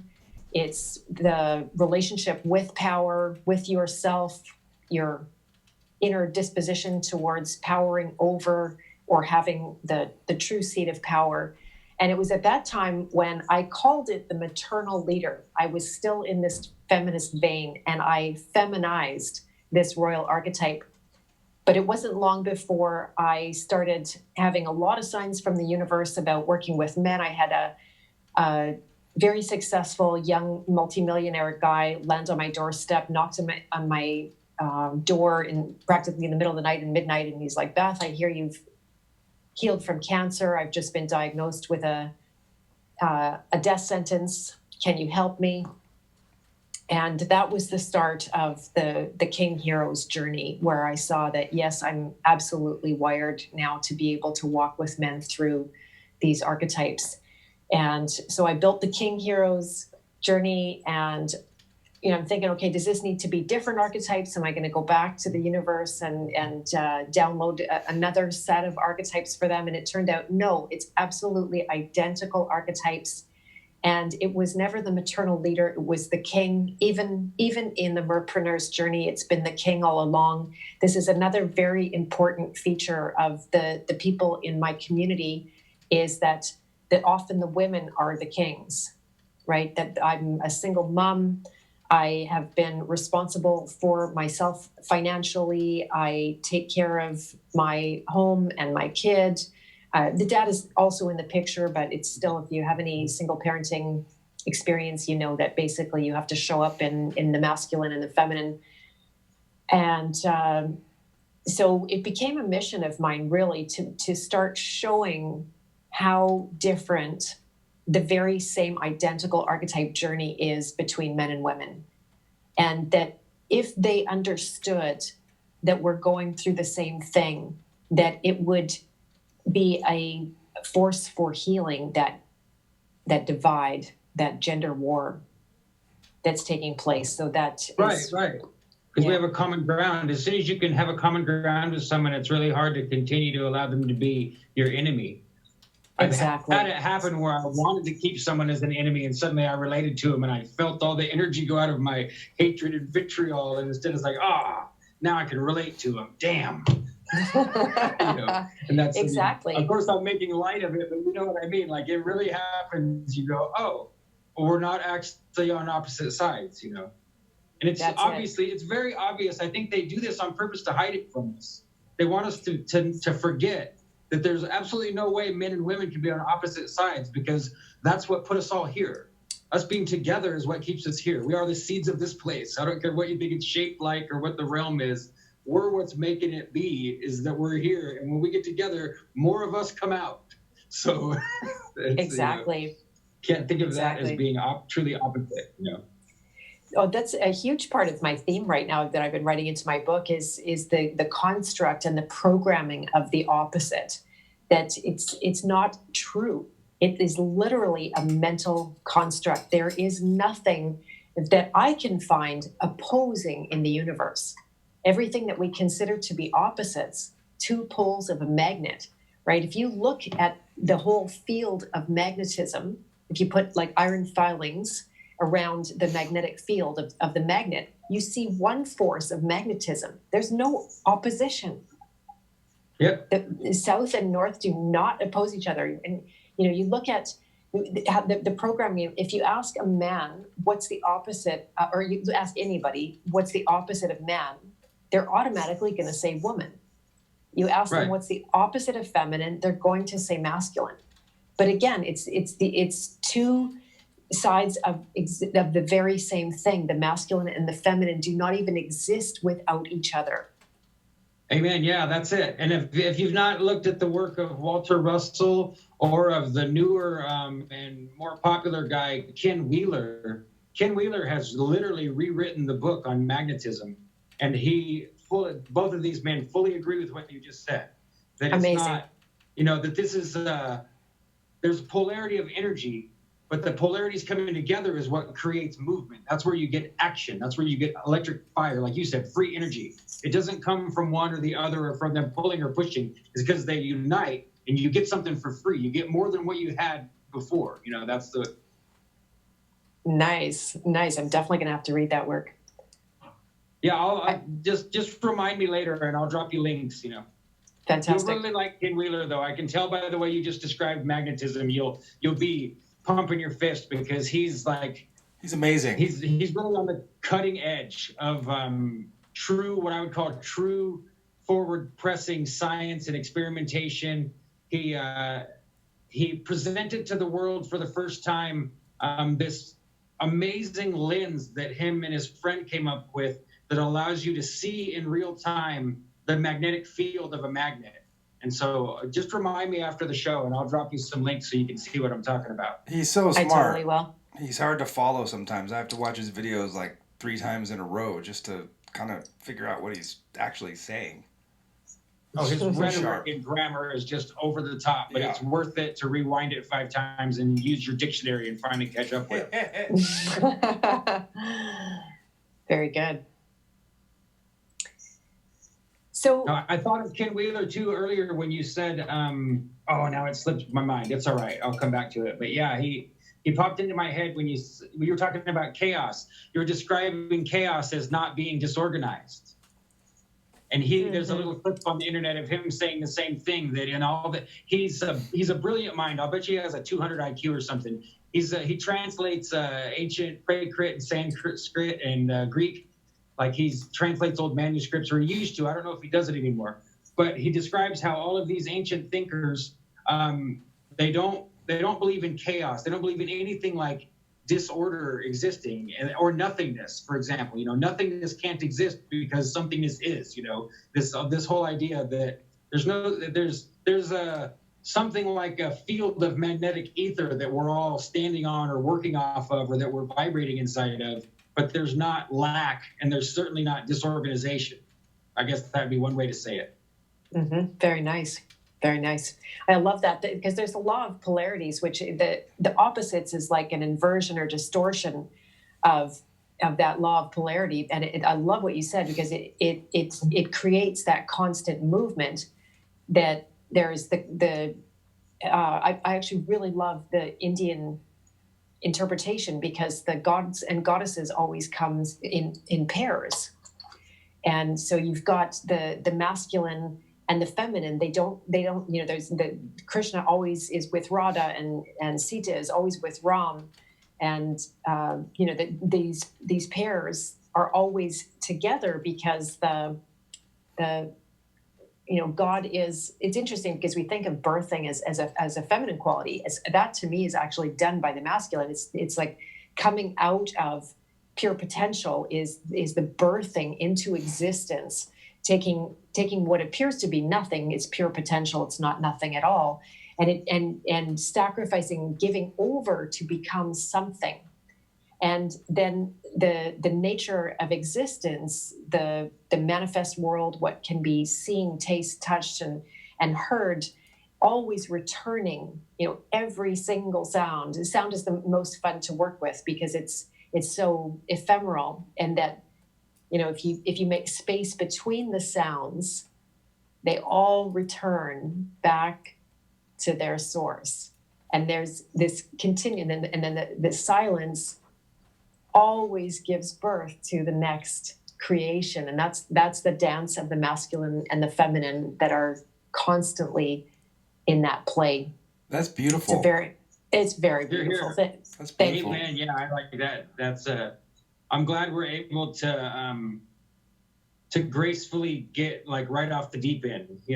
We all just slipped right off the deep end, and it didn't feel clunky or weird, and it doesn't seem confusing. And I have confidence in our audience also. James True calls our chat the smartest chat he's ever been in, because the group of people that we've congregated around us just by the grace of God is just, it honestly, it terrifies me and blows my mind every day. I just have to take it as a blessing and pretend like it's not nearly as big as it really is to even accept it at all. Have you guys ever seen that experiment? There's an experiment where they take like a plexiglass, like it's like a tube, but it consists of like an inside and an outside, and they fill it with like a material like glycerin or like oil or something, and then they put like with a syringe they shoot like some colored oil into it. So there's little spots of color inside of the inside of this container, and it's got a handle on the top and a handle on the bottom, and they spin the inside and the outside in two different directions. And as they do it, the little spots of colored oil, it mixes up and makes like beautiful streaks, and it makes, I've seen it. Makes all these like cool patterns. But then if they spin it like 50 times, it gets all crazy and like mixed up. But then they crank the handle backwards, and if they spin it the exact amount of times that they spun it forwards, it goes right back to where it started from. Yeah, it's a viscosity test or whatever, right? Yeah, something like that. It's a viscosity demonstration. Now I remember, that really works. So that's a beautiful image to bring up to tie the entire thing that we just talked about together, Jeb. That works. How it can appear to be chaos. It looks really disorganized and confusing or over complex to the point of losing any meaning. But then you just wind it back and you start to see like, oh no, it's still exactly where it started. It's exactly what it always was. Yeah. I love what you just said. That's the complex to the point where it loses meaning. And that's exactly the crux of the work that I'm doing. Because when I went so deeply inside myself to find out, why am I so sick? What am I dying of? Who am I? What is the purpose of my life? I was totally overwhelmed by the complexity of my inner life at the level of the soul that I had never seen with such, incredible detail. And it was just like you're hitting a wall and being slammed up against it, going, okay, how do I even begin to work with this? And that's why the work of Carolyn Miss was so important, because I gained an entry point, and I found a very important place to work, and I could get some instant results enough to save my life. And so it's been a 20-year mission now to be able to simplify the work for people and to way oversimplify. For example, if you go to my website, I think you've posted several links now, and you do my archetype quiz in 7 to 10 minutes, you're going to get an archetype. And it's not, by the way, who you are, it's where you are. So I'm assuming that if you're still listening to this conversation and you're interested in this level and you show up in these chats for this RX Picture Show, then you are this person that's interested in going very deep with the truth. And so when you do this 7 to 10 minute quiz, you'll find out where you are on the path to be valued for purpose. And it's just a little window into an incredibly complex scene, because the reality of it is that you are on all, here, just in case your mind isn't blown yet, you are on all positions of the hero's journey at the same time, because time is not true, right? The linear time that we've been programmed with is not actually true. So you're going to be able to position yourself with respect to it's like the planets turning, and how astrology, whether it's true or not, or the planets exist or not, I don't know, but at least in the configuration of it, how there's so many cycles happening at the same time. How are you supposed to make sense of it? How are you supposed to come up with that meaning? I love how you said that. It's complex to a point where it destroys meaning. And so this work is a way to pull it back and see where can you dive in a way that is going to be instantly meaningful for you, that it's going to create that point of connection between you and your soul, what you're here to do, who you are, and what your work is, right? So it's not just a wall of like, oh, I need to work on myself, I need to become a better person, I need to follow my calling, because all of that is so huge. Most people get intimidated and run the other direction. So just by doing a 10-minute quiz, you find enough information about yourself that you get to start working, right? So what was your archetype when you did the quiz? I was just going back to my email because I took the Merpreneur one, and I just didn't vibe with me. And then I went back and looked at your website, and it's like, oh wait, here's like one for dudes, so I should probably go do one for dudes. And so which to me is ironic because that's literally the story of my life, right? Like sitting through how many bridal showers and how many baby showers as a young boy, and always having, the joke was that, you come home some days and there'd be estrogen dripping from the walls and you just want to find anywhere to escape. And I have brothers too, so we all did it. Like, we can't not be happy that my mother and my aunts did such a great job raising us, but we can be critical of being exposed to so much feminine energy. So of course I take the woman's test first and be like, wait. I gotta take the test because it's probably gonna give me better info here. So good. Oh yeah, people are busy signing up for it already. That's great, you guys. Awesome. Yeah, please try it because, okay, I love these kind of things anyway. So I've done the Myers-Briggs, we're totally into numerology here on Picture Show. That's kind of how my journey started back, similar to your own. After I firebombed my whole life, I bought a box full of 90s single hip-hop cassette tapes and a numerology book at a yard sale. And I was being really skeptical and like using it as a distraction. And instead, the numerology book just kind of slapped me in the face and like, all right, you're going to go over here and live out in the woods, and this is how you're going to get back on track. And I was just like, oh, whoa. And I have to credit like my entire position I'm in now, which is very good by contrast, to that beginning process, So I was trying to. Wow. Hey, I just wanted to say, if somebody on the line's name is Peter Wensley, then you actually have signed up for the Merpreneur Archetype Assessment. It's not totally wrong, but you might not be able to relate to the questions. And you could also instead sign up for the King Hero quiz. So the link to the King Hero quiz is below as well. And I can also I want to remind you, Beth, that some people might prefer their anonymity just in case. Oh, sorry.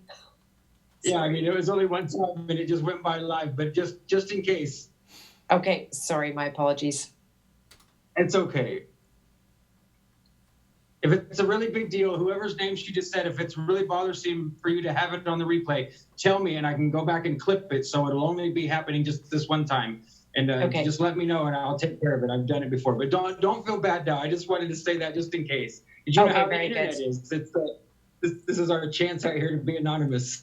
Fair enough. Yeah. I have always been myself on the internet. I should be more. No, that's me too. As you can see, I really am SB Alger. I don't have a handle. Very good. Yeah, sorry. I didn't ruin anybody's day there. Like I said, we can fix it. If they're concerned, we can totally fix it. Okay. So here, I was trying to find it here. I could also look it up. Oh yeah, you might have to, because that's what I'm getting is a message prompting me to hit you back. Okay, let me look it up then. It will take me a few minutes. So this is an archetype quiz? Yes. Awesome. It's an archetype quiz. Yeah. You just go in and answer some questions, and it'll give you a rating of which of the journey archetypes, whether it's the Merpreneur or the King Hero. Oh, I can't wait. I'm going to do this as soon as we're done here. It's super fun. Because while you're looking, I could read off the names. It looks like I have the list here in front of me of what the names of the archetypes are. Now, you said that these are names, and this is underneath King Hero. I looked under the King Hero email thread, and you said these were the 8 divisions that you came up with on your own journey. That's where these titles come from. It's from Exactly. They're like derivative of your own work. Exactly. That's right. Okay. This is my own internal discovery of the archetype energy. And frankly, if I was guessing at it intellectually, they're not the ones I would have picked. Right. They came to you this way. So there's the nature child, the rebel. That's right. Yeah. The warrior, the nurturer, the lover, the hedonist, the king, and the alchemist. Yeah, exactly. Right. Exactly. So if you like, I can tell you the mythology of it, how it plays out. Certainly. I'm very curious to hear that. Great. So starting with the nature child, it's the time, and I think of myself and many people, it can be a different time of life, because again, the journey is not something that you do once. There can be the big journey of your whole life, but there will be many mini journeys that you go on. Sometimes before breakfast, you went on a whole hero's journey.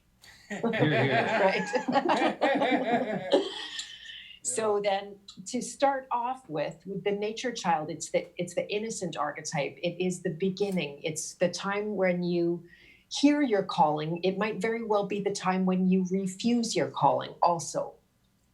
So it's the shadow of denial. It's also very much the shadow of betrayal. So the betrayal is an experience that most people are trying to avoid like the plague. That's a very dark experience that a child has. I think everybody has that. They were lied to, they were misled, that somebody cheated them, they were stolen from. Interestingly, the child archetype is very much the primary archetype in romantic relationships, which I think is God's joke, just to keep it light. So, that experience of betrayal is very common. Also, another version that this landed with a nature child, there's many versions of the child, experiences of abandonment. But frankly, abandonment is betrayal. When you look at it, when you get left, that you've been betrayed, whether it was by God or a partner or a parent, whatever it was. And so in order to come to peace with this archetype, it's about accepting the calling, about shaking off the denial. For me, it was allowing myself to actually look at how things were going in the world. And I'm not talking about, so-called climate control and racism or not climate control, I mean like climate crisis, or, all the pretend problems that are going out, that I mean the real ones, right? So I saw that for the first time and shook off that denial. I allowed myself to be betrayed, and betrayal is what we need, right? That experience that you're trying to avoid is what you actually need to have that breakdown, to have that crisis. Now, often men are going through this at a different level, where they are going along in their life, with this guy that I was working with, very successful, multimillionaire. So many things were going right in his life. He had it all, but there he was, practically losing his life. He was told he was going to die. And so for him, that it was a crash. It was like, boom, the do not pass go, do not collect $200. And the feeling, the shadow feeling of the archetype is being lost. And so to have a breakthrough, you allow for that betrayal, you allow for that crash, you say, okay, God, I can't go any further. I have to surrender to this bigger archetypal journey that's going on. And what that does is allow you to move into the next phase of the journey, which is called the rebel. It looks like I got your archetype. I'm going to have to look up your email address here. What's your email address? It's probably under Zurvies. It would be ZURV33Z. And that's the account that I... This is so magical. I actually programmed it to go to the exact date that you did the archetype assessment. It's at the top of this CSV sheet. Can you believe that? That was like, oh, how crazy. How crazy. I know, it was the day. Synchronism. Yeah. Synchronicities abound. So here we're going to go drum roll, please. Your archetype was the king. Yeah, I remember now. I think when I read it, I poo-pooed it because I got it in a hurry, or when I was doing more than one thing, and I'm just like, I can't be the king. Yeah, careful. Gonna give him a big head. There you go. Well, it makes perfect sense what you're doing. Both of you is very kingly here. You know, it's not a guarantee that you get the king when you're out in, leading the masses the way that you are.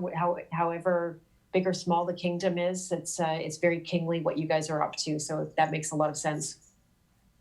So if I go back to the journey, then the rebel archetype is the one where you take up the fight. Again, indicative of what you guys are up to, where you're not going to sit back and be actionless. Now you're going to start to take action. The shadow of the rebel is to fight without a cause and to fight in every possible direction. Right? That's what was killing me. That's what I was nearly losing my life to. And so the task is to find out exactly what is your fight. What is your cause? You can't take on every evil in the world. You will kill yourself. You will become a nemesis to society. All your friends will hate you. Your family will not invite you to family dinners. I've been there. And so once you discover what your fight is, you reclaim a great deal of energy. You become very disciplined. It moves you into the next phase, which is the warrior. Now, I would have never included both the warrior and the rebel had I gone through this intellectually, but I found energetically, yes, absolutely, it must be the warrior. The warrior is the opportunity to develop very deep discipline. So you find in yourself the ability to not fight, to not expend unnecessary energy, to go into training, to prepare for the battle, to build the structures and the universe that needs to be there in order to support the nature of your life's work. And once you have that discipline, it turns you into a champion for the people. It moves you into the next phase of the journey, which is the nurturer. The nurturer is a really interesting archetype. I questioned at first whether it was going to be on the King Hero's journey or not, because to me that sounds like a very feminine archetype. But I looked into it really deeply and discovered that actually that archetype is extremely present in men. If I use my father as an example, again, as I described, he was looking after everybody and everything. So we're still alive here. Yeah. Okay. So my father was diagnosed with cancer more than 20 times in his lifetime as a result of that nurturing nature. He gave everything and more than he had. Every time he was diagnosed with cancer, he just kept going. He never stopped and said, die. And that's what nurturers do. They look after people, and sometimes to their own detriment. Mm-hmm. So what a nurturer needs to develop at that stage of the journey is boundaries. They need to be able to understand how, if their goal really is to become the helper of others, it's the stage of the journey where you actually are less concerned about yourself than you are others. It's a very beautiful turn where it's not so much about just me and mine and taking care of my world, but it is now that you begin to live more for others than yourself. And so that's a very powerful quality. This is the Mer and energy, the King. If there's any one particular hallmark of this Mer and King hero, it is this nurturing energy, the ability to serve in a very heroic way, so that when others fall down, when others need assistance, you can be there for them. And in order to do that in a really, go ahead. It's really speaking to me. You said that when you take these, when you go through the quiz, that it lands you where you are, and it's not identifying you as in any permanent place. And I'm just realizing that there's definitely a time in the past when that's I would have landed there, because that's why I firebommed my life. That's why I had to get out. I couldn't be everyone's yes man anymore. I had horrible boundaries. I was completely codependent and had been essentially groomed and raised that way. You know, I'm not saying anyone did that on purpose, you know, but that's just what happens. You know, everyone's struggling, and so you end up taking up responsibility on all sides. And if you aren't also taught how to put it back down again, then you become overburdened, and that's so I can just really relate to it. Very and good. I know lots and lots of men that are that way. They're literally at death's door, but they don't have time or permission to die. Exactly. Exactly. Yeah, well said. Wow, exactly. So then once you develop those boundaries, once you get very clear on, now this is all, it all backs up to purpose, because you know, as a rebel, you needed to know what you're fighting for, what's your fight. And as the nurturer, you need to know who you actually help, right? That if you're not clear about who you help, then everything that comes your way, you're going to be rescuing the bird that got hit in the window, and you're going to be rescuing the man on the street who's begging you for help, and everybody who turns up. You know, nurturers are targets for people, right? If you need help, go ask a nurturer, because they're likely to be the ones that, even if they're already helping 100 people, they're going to try to help you too. So it's very easy to take advantage of nurturers, and you need to know exactly, and this backs up really beautifully to my business coaching, because what it is actually finding a niche market. Yeah. You're not trying to be something. Right on. You're not trying to be something to everybody. Then you're just nothing to no one. Your whole energetic field gets so watered down. You're going in every direction, and you're going to ultimately end up feeling a sense of hatred for the people that you are helping. Yep, I've been there. There you go. And God, what an awful feeling it is when you finally give up on being so helpful and loving and kind, and turn around and attack everyone with everything you've got. You had enough and no one's noticed. So now they're all saying, you're going to get yours, you know. It's just a terrible feeling. I know you know it, because in Scorpio, you know, we plot vengefully in our minds all the time, but we never take action until that day you get me. You finally step on my toe after you already owed me $100 for a week, and now, I'm going to attack. Exactly. You got it. Oh man. I've got lots of nicknames for this. It's the nurturer pendulum swing. So you go from like helping everybody, and then there's the nurturer's high. So you help everybody so heroically. Yeah, I feel important. Yeah, exactly. I feel good. I'm so helpful. Exactly. It's all this adrenaline going on. And then all of a sudden you're lying on the floor and you can't get your face off the floor, and you wonder, like, oh my God, what hit me?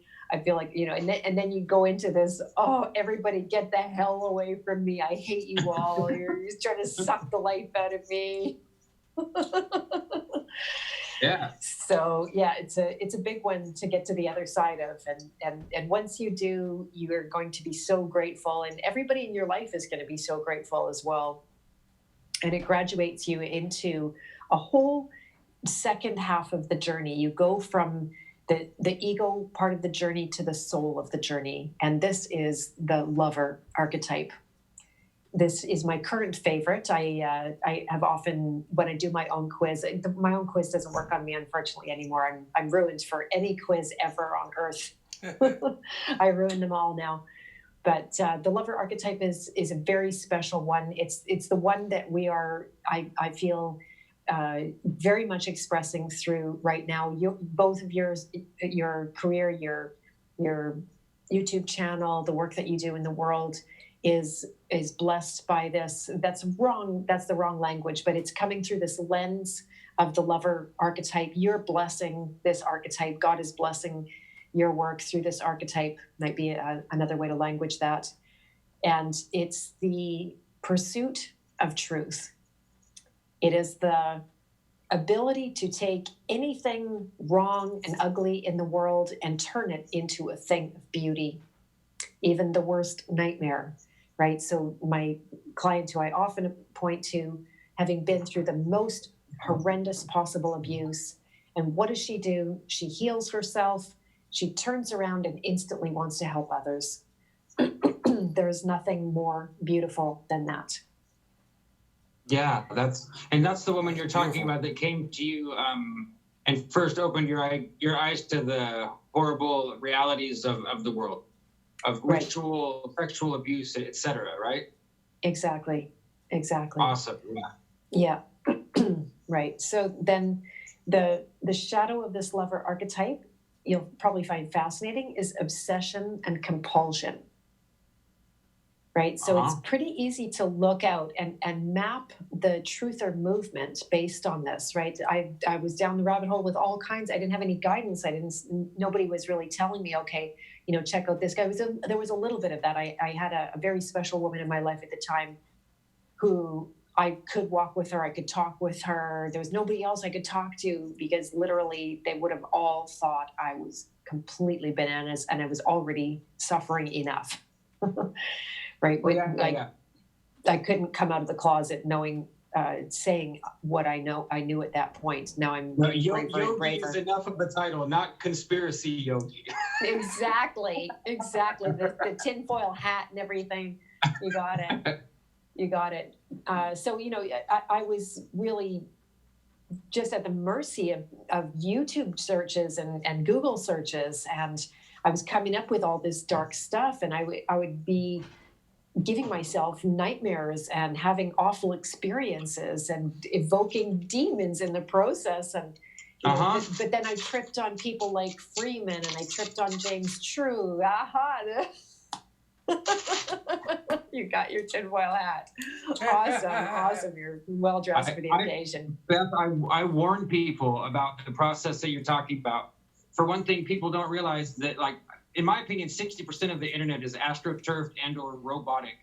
It's paid. There's real people like us out here. And then there's this huge conglomerate of stuff that seems real, but once you get a little wiser to it, you start to at least become suspicious. And if you're smart, you figure it out, these people aren't legit. They're not honest. They're towing the line with each other. And they get us to all run off of the road and become ideologues. And it's by design for sure. But, way back in the day, in the 90s doing this, it was really easy to land on something like 4chan or stuff like that. And you land right in the lap of literal neo-Nazis recruiting you into that kind of thinking, and they give you all these hard copy books and facts and stuff to back it up, because there's a tremendous amount of influence of Jews and Zionism and all this behind the scenes stuff that you never knew about. And so I warn people, you have to be really careful. You have to break through the other side, where you find people like us and people like Ken Wheeler and good health information and good science and all this stuff that's fascinating, but it's by design to slide us all off into this. Oh no, now I have to be scared every day and be scared of everything and be angry too. And I have to keep being angry without end. We're seeing it every day on the internet. I have to be angry. Leave me alone. Why aren't you angry? Yeah, exactly. Right? That's getting stuck in the rebel phase, right? With that rebel anger and not getting out of it. Yeah, burning on the rebel.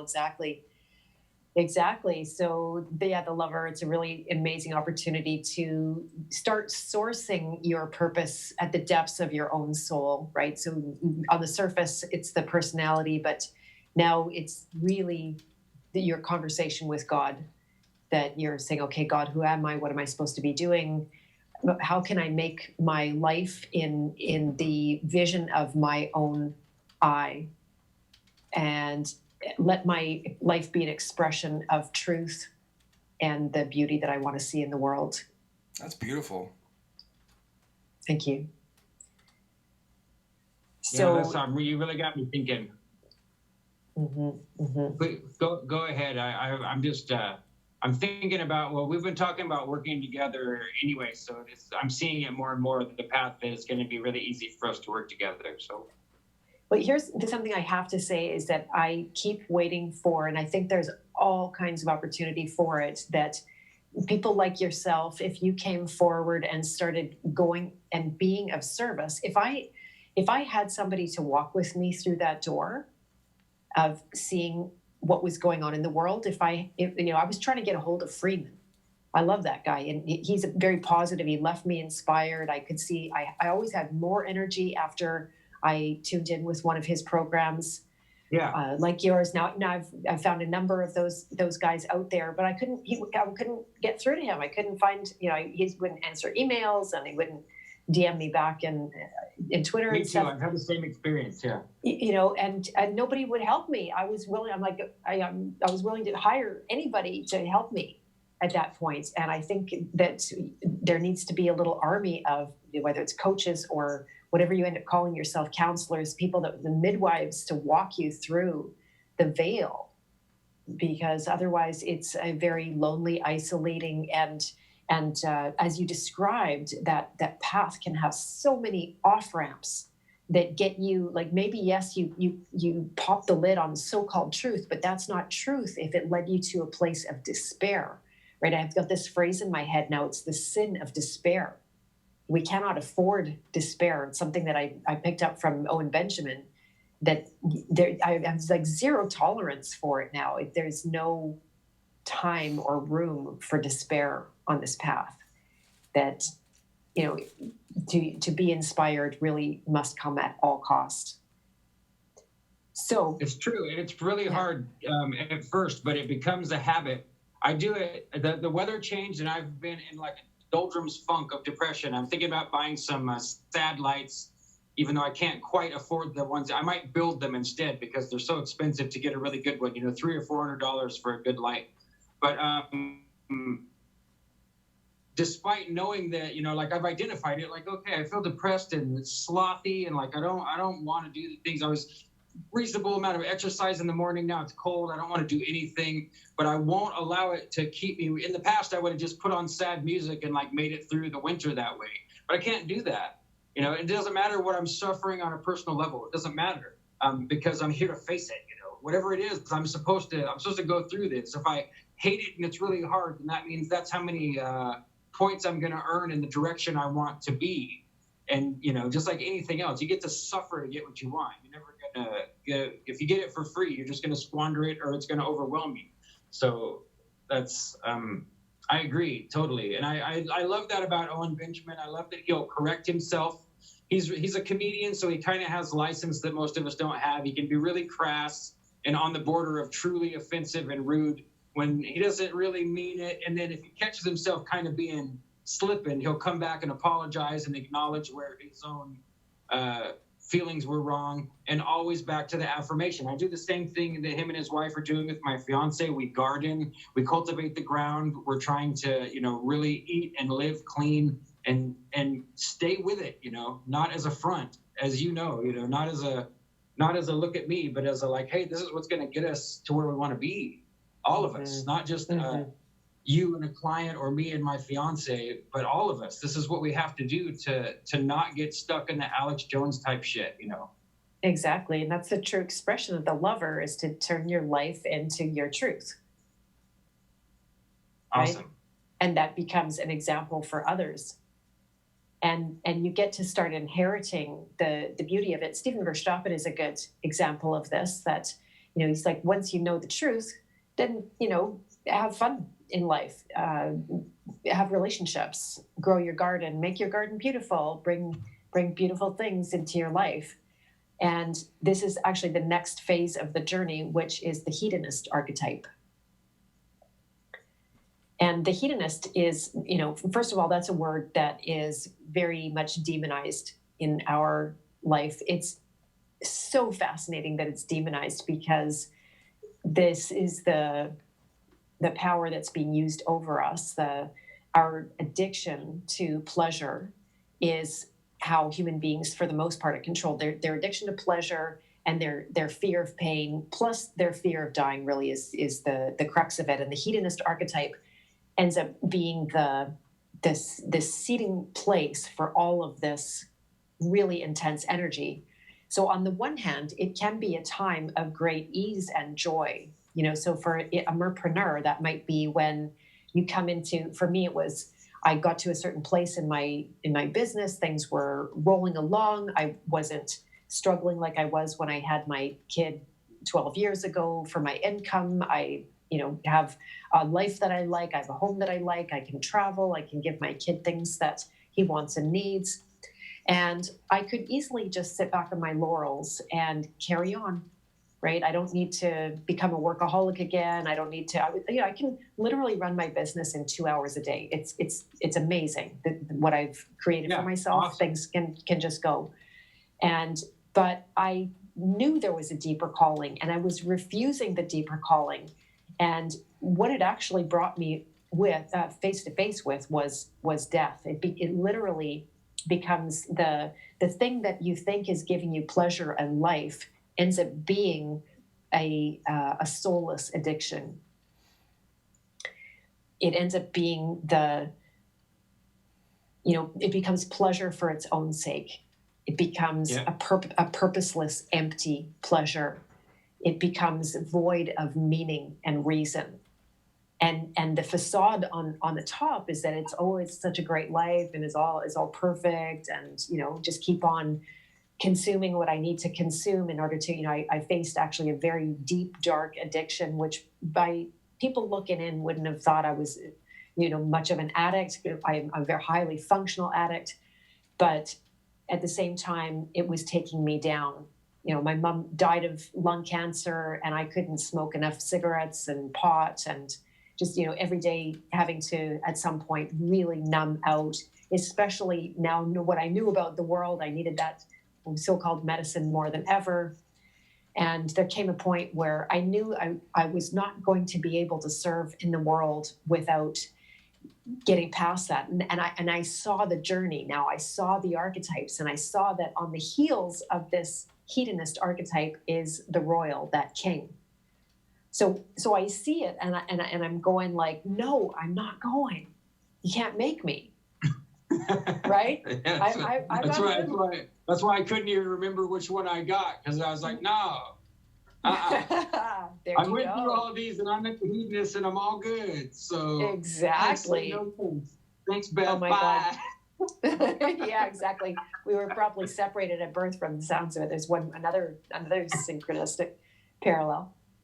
But the fact is that as soon as I saw the next phase of the journey, I was on my way already. And I managed to, this is a story I'm writing about in my book, but I faced that addiction head on and decided, okay, that's it. It's not going to be the boss of me anymore. I went through that, and it was much more intense than I could have ever imagined. I ended up hiring a coach every single day to walk with me. It was more pain than I'd ever experienced. Discovered really deep traumas in myself that I still actually don't even know the source of. Maybe it's past life stuff. I don't know. A lot of healing took place and allowed me to move forward into this much more royal archetype. And that is, it's a resurrection into a new life, to the seat of power, to take a lot more responsibility for things than you ever thought possible. There's a lot of different levels to be at the king, and that can be that guy that came to work with me, multimillionaire, 3 businesses and 5 books and huge staff and a big vision. And for some, that king archetype might be just showing up for their family in a different way, right? So it can be a lot of different levels of that king energy. It is a chance to contend with power, your own, when people follow you, what that means for you, where do you go with it? Do you take it into the, and that was by the way, the punchline with the hedonist to have a breakthrough to the archetype, to the next archetype, to the king, is really about pleasure as a path of that leads directly to the divine. that is the purpose of pleasure, and that it becomes the pleasure of purpose. And wow. so, Okay. Yeah. So that's a really beautiful way to reframe the absolutely shitty shadow that's cast over the word hedonist. exactly. Is to say that, okay, pleasure, when rightly lived and applied, just brings you straight to God. Exactly. And exactly. if you don't go the rest of the way, then it starts to become a negative thing. If you see God and you're like, hold on, dude, I can't come over there yet. I'm rolling a joint right now, or whatever, Exactly. Okay. Exactly. Yeah, and it definitely doesn't become a pleasureless life. That's a shadow of the hedonist, is to deny pleasure, right? The whole puritanical denial of pleasure. Like it's such a huge warped.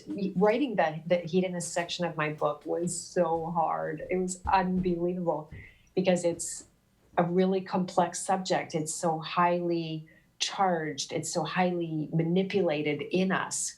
We are dangled with pleasure, and yet we've been demonized for pleasure at the very same time. It's no surprise that the whole satanic ritual thing is all sexual abuse. Yeah. Right. The manipulation of that energy, the control of that energy. It's the most powerful thing we have here, is that pleasure. Exactly. If you go look at, I wanted to say Huxley, but I think it's actually Leary, Timothy Leary. If you go look, they say that they're going to bring the sexual revolution, and the whole 60s counterculture revolution is all, they chose eros, which is lust, the most bland way you could say the definition of that type of love would be lust, eros. Mm-hmm. They intentionally chose that as that was the linchpin. That's how this would work. We're going to drive everyone with their lusts, with their pleasure, because that's what will make people move. Nothing else really makes us move. We'll suffer pain. We all know someone who's suffering pain, and we're sick of them because they just can suffer so much pain that we don't even care to hear the complaints anymore. Like, just move. But they won't. Mm-hmm. But you give them some pleasure, they'll move right now. They'll reach right to it. That's just the way we are as human beings. You got it. Yeah, it's actually in the Chinese art of war, right? To lure people with the sexual pleasure, and it works every time, like a charm. Yeah. Right. Pillow talk takes down kingdoms, always. You got it. Yeah. So that king archetype, once they deal with their power demons, in fact, in order to deal with the power demons, it requires the last archetype of the journey is the alchemist, the one who is the advisor to the royal, whose highest value is social justice. Oh, wait, what's the shadow of the king? Power. Power. Okay. Yeah, corrupted power, absolute power, power without purpose, power for power's sake. Yeah, will to power. We see it everywhere. Yeah. Exactly. That is the psychopath archy that we live in. That's the epitome of it, the shadow of that archetype. Interesting. So then, yeah, sorry, were you going to say something? Oh, I said interesting. No, I was. Oh, Jim. Yeah, go ahead, Jim. I can only see Beth unless Jim talks. So. Oh, I said that was interesting. Yeah, I go ahead. I'm forgot I did the quiz. Oh, very good. What did you get? I forgot. It's a king, but it's the I'll have to look. Did you get the? That would be ironic if you got exactly what we were just talking about. What? I say, hey, what's the shadow of the king? And Jim says it's that one. Which one was it? The shadow of the king? Is that how the whole thing, Beth, works? Beth, does it work that way that it gives you either the natural occurrence of the archetype or the shadow of it? Yeah, so you can guarantee that if you land on that archetype, you are going to experience both the shadow and the awakened version of it. You might identify more with one, but you can't get one without the other, right? It's that law of polarity. And so yeah, if you I can look it up for you. It's just a pop-up on the screen. You unfortunately don't get an email. I don't have the technology to make it integrate with an email. I will apparently later in the year, but I can look this up for you right now if you like, Jim. Site? I can put a visual up if it's on your site, perhaps. Yeah, and it's a video too. You'd have to play the video of it if you wanted to. You could do that. Okay. Let's see. Yeah. I mean, that would be cool if you're. Do you have is the video prompted up easy, Jim, or are you gonna have to go chase after it? I'm on the BethMartens.com, the King Hero site. Is it on here? The video would have popped right up at the end of the scene, but I can find the YouTube if you want. It's just on YouTube. Okay. Yeah. Okay, I'll send you a link. Oh, perfect. I don't know why I can't see your results. Oh, wait. Oh, do you have access to mine in there? You're the king too. Yeah, same one. Very cool. Couple of kings. Jim, is there any irony lost here at all that we've both just been identified as kings live on the internet when all of the men in the world on the internet are calling each other king and supporting each other and loving each other and lifting each other up? You see it all over Twitter with all the groypers and all the affirmative male. I don't know if you guys follow any of the Orthodox and Christian kind of accounts on Twitter, but they're all hilarious. They're not like stingy, tight, like tight shirt. Like they're all like laid back, like, hey, what's up, everybody? What's up? Let's get this bliss. What's up? And they all call each other king. King. It's cracking me up. Hilarious. Very cool. That's good. Okay, here we go. I've got the king too. 3 kings. What's up? What's up, king? Okay, so I'm going to send it on Twitter then. Perfect. Okay.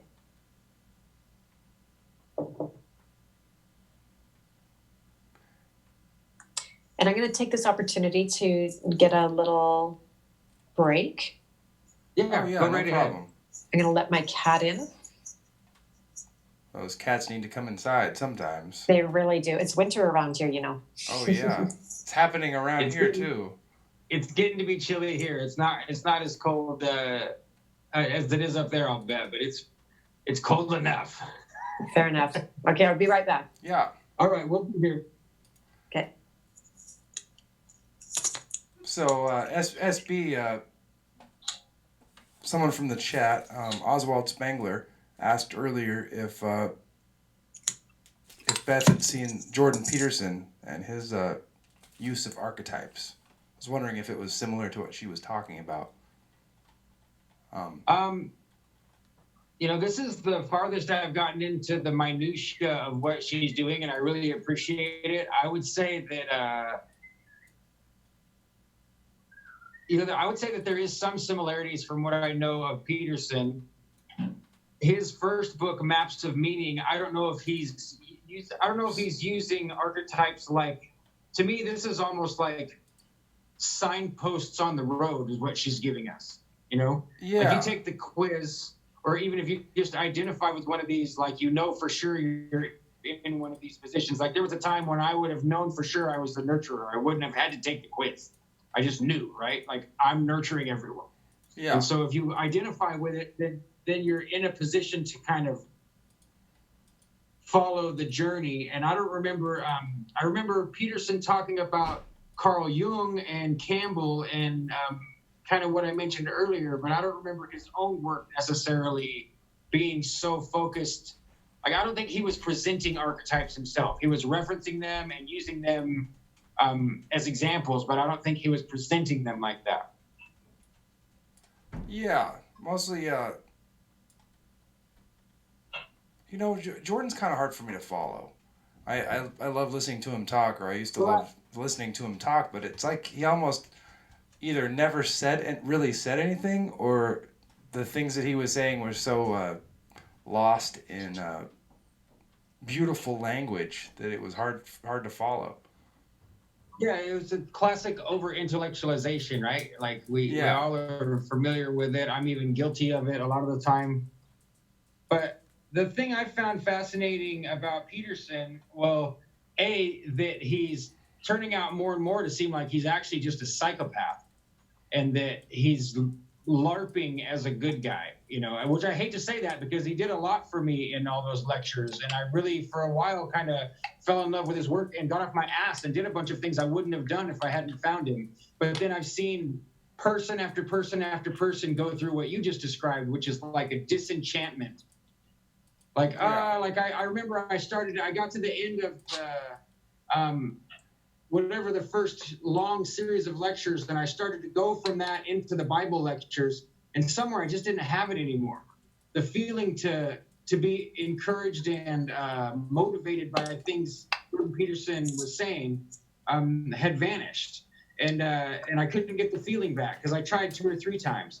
And then so on top of that, I saw Owen Benjamin describes himself the same way, and I know you just kind of described a similar thing. And there's another man that I follow on the social media. His name's Jamie Fox Higgins, and he has another uplifting kind of affirmative podcast that he's making. And he said the same thing, that he really got back into Christianity because of Jordan Peterson, but that once he hit a certain point, he became even more enlivened and awake than what Jordan's work could provide. And he moved past it. He had to leave Jordan Peterson behind. And I feel like it's really symbolic of whatever happened with Jordan Peterson, that so many people have the same account. And then on top of that, that he ends up going into drug treatment at the same time that his wife is suffering with cancer, so that it becomes this, like, it's almost like a me thing, when he should be, like, if he's going to be the nurturer or he's going to be the king, now's the time to shut up and support your wife so that she can make the same recovery that Beth made, and not, I don't want to accuse him of intentionally drawing all the attention to himself. He probably just broke, is my opinion. My opinion is that he was doing this over-nurturer thing where he's overdoing it. He's trying to help everybody. He can't. He's strung out on benzos while he's doing it. His wife gets cancer, and that's a bridge too far. He doesn't have anymore. He can't do anything. Can't help. Can't heal her. Can't even probably prepare her meals every day because he's so strung along with all of his counsel, all of his whole circuit of having to give speeches and write books and everything, that he broke down. And when he did, he realized it and was smart enough to say, oh man, I got to kick dope, right? I got to, and benzodiazepines are no joke, folks. If you don't know what they are, that's like the Ativan, Xanax, Klonopin. These things are, I know heroin junkies that won't take them because they're more afraid to be addicted to that drug than they are of opiates. And so at least he didn't just drop dead. He went into treatment. I wish him well. I hope he recovers and comes out and is able to support his family still. Yeah. Agreed. I saw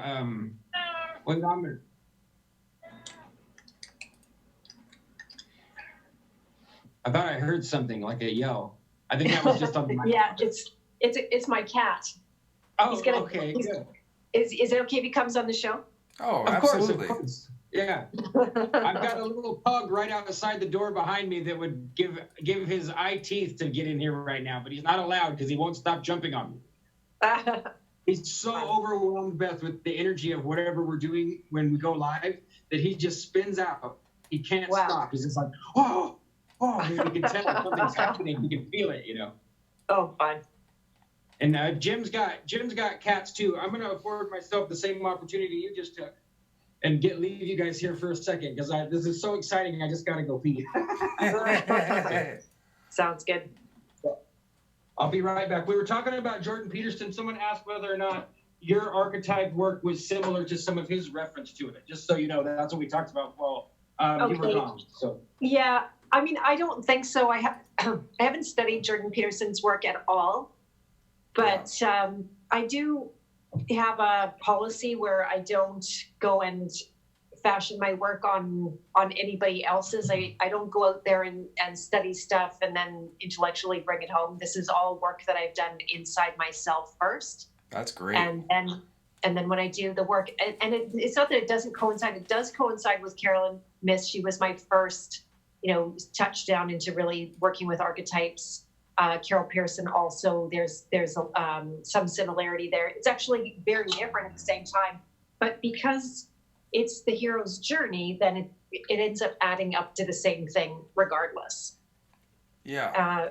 And I wouldn't feel like I could offer it if it wasn't really in my blood and my bones, and it's something that I experienced. I couldn't do this just from like, oh, I went and did a weekend workshop and learned this stuff, and now I offer it.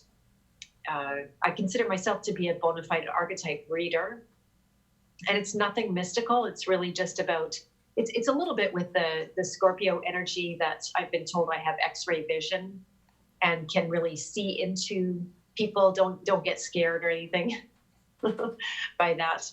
But I do have the ability to see, it was mostly a curse my whole life to have that X-ray vision. Are you empathetic? What's that? Are you an empathetic person? Do you as an empathetic person, I don't really think of myself that way. Although I think I'm very good at empathy, and that's a big part of the way that I work, is to really feel what people are feeling. But actually, I won't go so deep into it, but I love James True's work. I don't know if he's around it anymore, but James True's work on the technology of belief and his whole thing around empathy is unbelievable. It's so smart. Absolutely. It's a whole new level, next level. Yeah, you guys just hosted him today. Yeah, he's a mind blower. He's really tapping into something. No, groundbreaking. This the see-through vision is a little bit more like just being able to see blueprints, being able to see people's purpose. Long before I manifested through my own purpose, I saw it crystal clear. I saw it for what it was. But, it doesn't mean you can do it just because you can see it. Yeah, that's true. There's a whole language. It's like, how lawyers have their own sort of language to talk to the court. And it's really similar, but it's not quite the same thing. And if you're outside of it, you really don't get it. But once it clicks, it all clicks. I think that's really how this stuff is. The language of truth. Mm-hmm. It's like it's true, and the beauty is that it's not a lingo that somebody has to pick up from the outside, because it's all in you. Yeah. Right. It's this. We're talking about collective consciousness here. That is common and universal to every single person. Doesn't matter where on earth or what time you've lived, these archetypes persist as if a structure in nature. So then they become a very reliable source for cross-referencing experience, right? That we're all going through the same experience. That we live in a society that's so totally inauthentic, that's all about appearances and just showing some part of ourselves that we want to be seen, and other parts that we want to hide. And as a result, everyone ends up feeling, or a lot of people end up feeling very isolated in their experience, like they're the only ones going through it. Yes. And this is a big fat lie. Yeah. We're all going through the same thing. Like, it's been one synchronicity after the other. Well, why is that? It's because we're going through the same thing. Yeah, that's absolutely That's true. why. It's absolutely true. And we get separated from it if we're mainstream, people lost in the propaganda and everything. It's easy. It's like, I was wandering around feeling like I was missing something for so long. And then all of a sudden I tapped into some things that felt like truth. And you kind of follow it, and after a while you learn how to pick out the fake stuff and the fodder. And really, if something is true, I think you feel it. You definitely feel it. That's why that's like James True. His writings feel true. somehow. That's why it's so appealing. Exactly. James True gave me something I really needed in describing truth as being fractal, because I've always hated the concept of truth being relative. I've always internally rejected it, like at the core of my being, like, no, it's not relative. You know, you can't, Right. it's not relative. It's not fair to say that to everyone. You know, there's real truth, there's absolute determined truth, but it's so big and powerful and overwhelming that you have to call it something like fractal, because you can get a piece of it, but it's not the whole. You get a bigger piece of it, and now you have a more complete picture, but it's still not the whole. And it doesn't matter how far you carry it out. You end up redundantly in a pattern that's still that truth, but it is ever expanding and ever contracting depending on which way you chase it. And it's all so many truths can be true together without contradicting each other, just because we don't, it might even appear to contradict, but we don't have enough information maybe to see where the fractal fits together, you know, and that really helped me. So I know you're out there, James. Thank you for saying fractal truth. James. It's really helped me. You know, that makes a lot of sense for why sympathetic magic is such, you know, why people use sympathetic magic so much, because everything is a fractal of the whole. So if you have, you know, a tiny representation of something, then it acts on its larger counterpart. It's how it's a silent reflection of the truth. Yeah, as above, so below, or as micro, so macro. Yeah, there we go. I like that. As micro, so macro. Lovely. It's beautiful. So if you guys like, I can finish the story. I was getting almost to the end of it for anybody else who's sitting on the edge of their seat wondering how the whole thing turns out. Yes. Oh no, definitely. I definitely want to hear. I think we're safe to skip the video because we covered it good enough. Well, it's all loaded if you want. Kings. Yeah, exactly. Kings all around in the King's Court here. And so the alchemist is really actually the biggest stage of the journey. In fact, every stage of the journey seems to get exponentially bigger as they go along for some reason. I don't know what that is. The alchemist is the opportunity to, it's interesting what you're saying is very much in line with it, although we might be talking about different things, in that the consciousness tends to get very fractured. And it's fractured as a result of programming on the one hand, but also very much the trauma that we were talking about, that your consciousness really ends up being in bits and pieces, because there are parts that you are able to feel and other parts that you are not able to feel, that are like literally too painful to have real time with.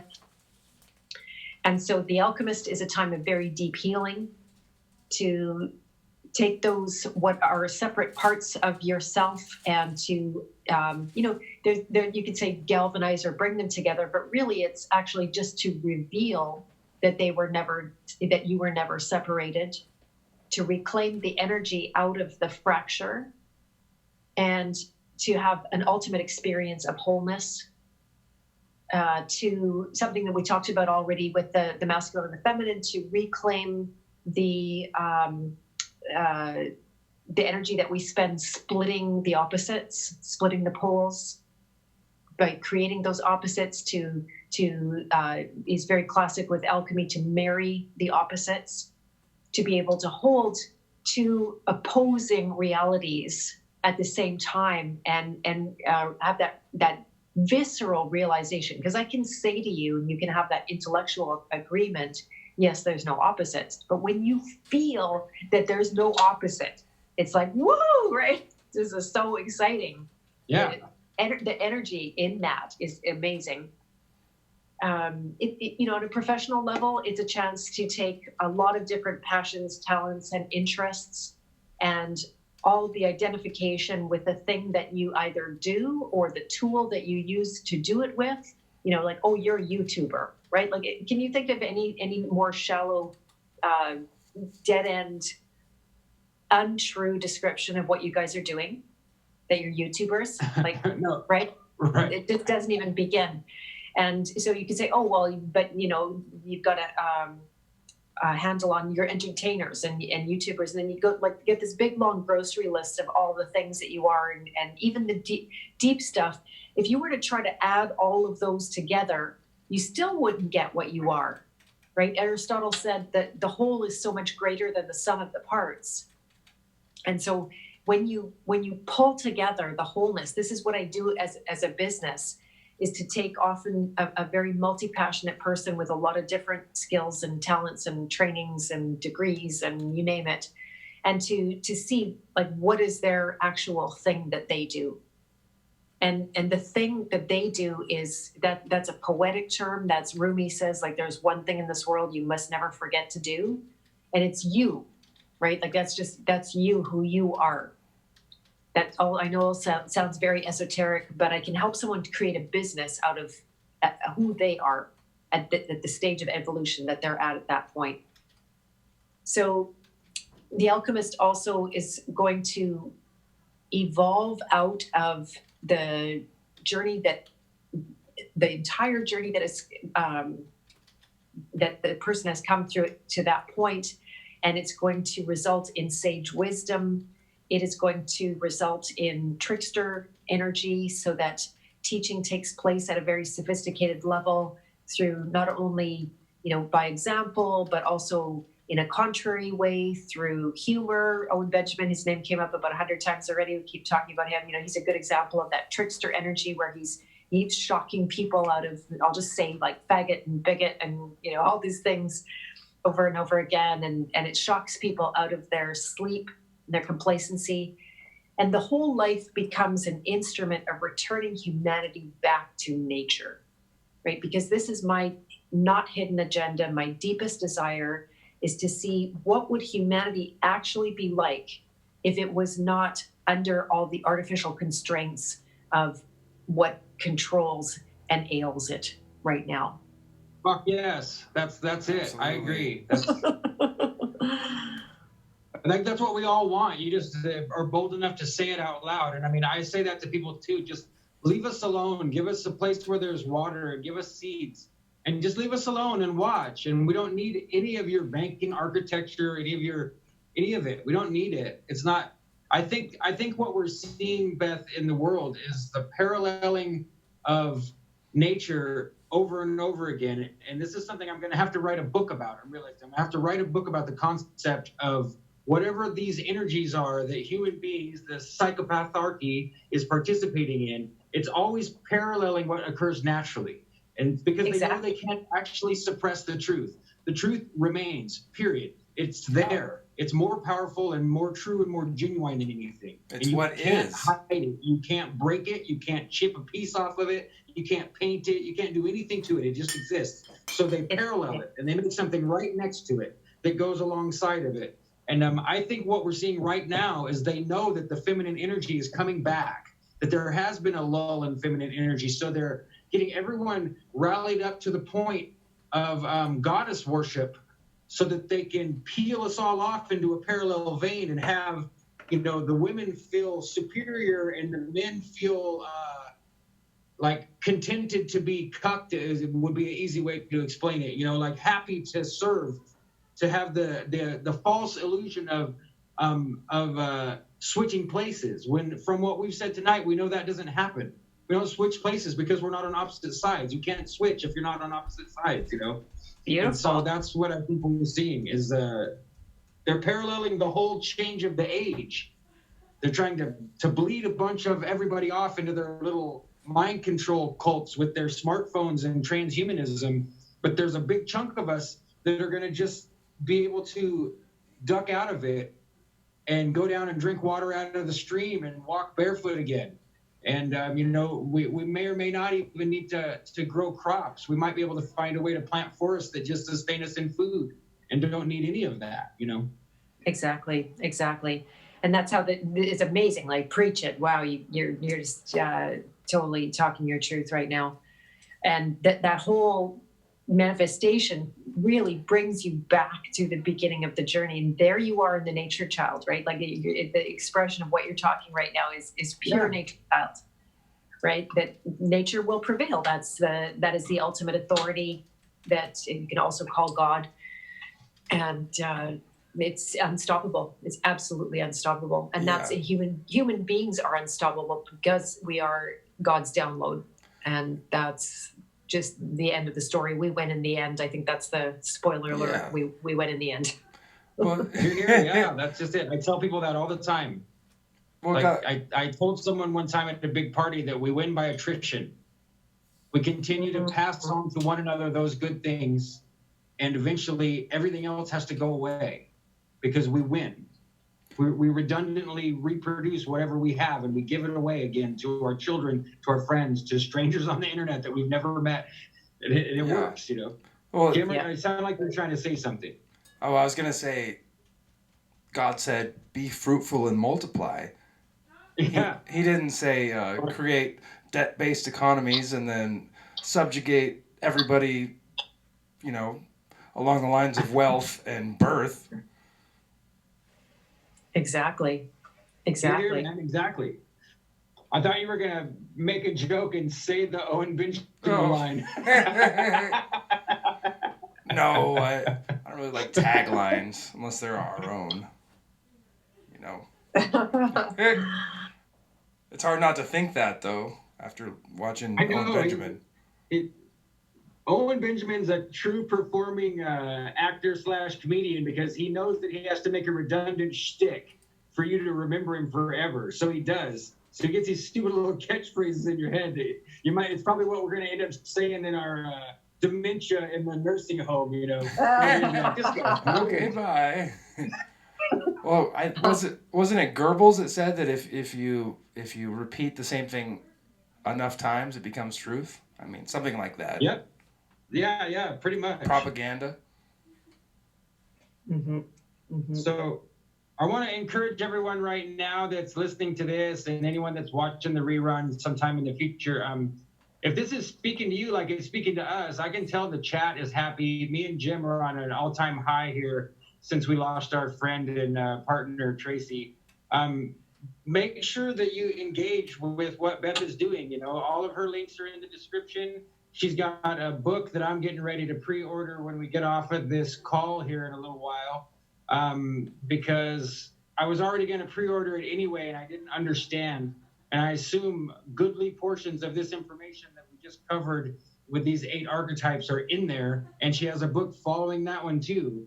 So I'm going to grab it because I told Beth this in private messages already that, like, I just feel called to you. Like, I did. I went through the little thing to find out my archetype, and I found it out, and I went, whoo, whatever, okay, get that out of here. But that didn't prevent the call still in my heart, whatever it is. It's like, stick with Beth Martens, keep going over here. And now I really feel it. I see it. There's work to be done here that helps us all. And if you feel the same way, then opt into the email list, go take the little tests, pre-order the book if you can afford it and it seems right to you, because it's going to allow us all to manifest this, not like The Secret, but it's going to manifest it naturally like the nature child. Like we just simply take a step back towards nature, and nature is waiting there with open arms to take us all in.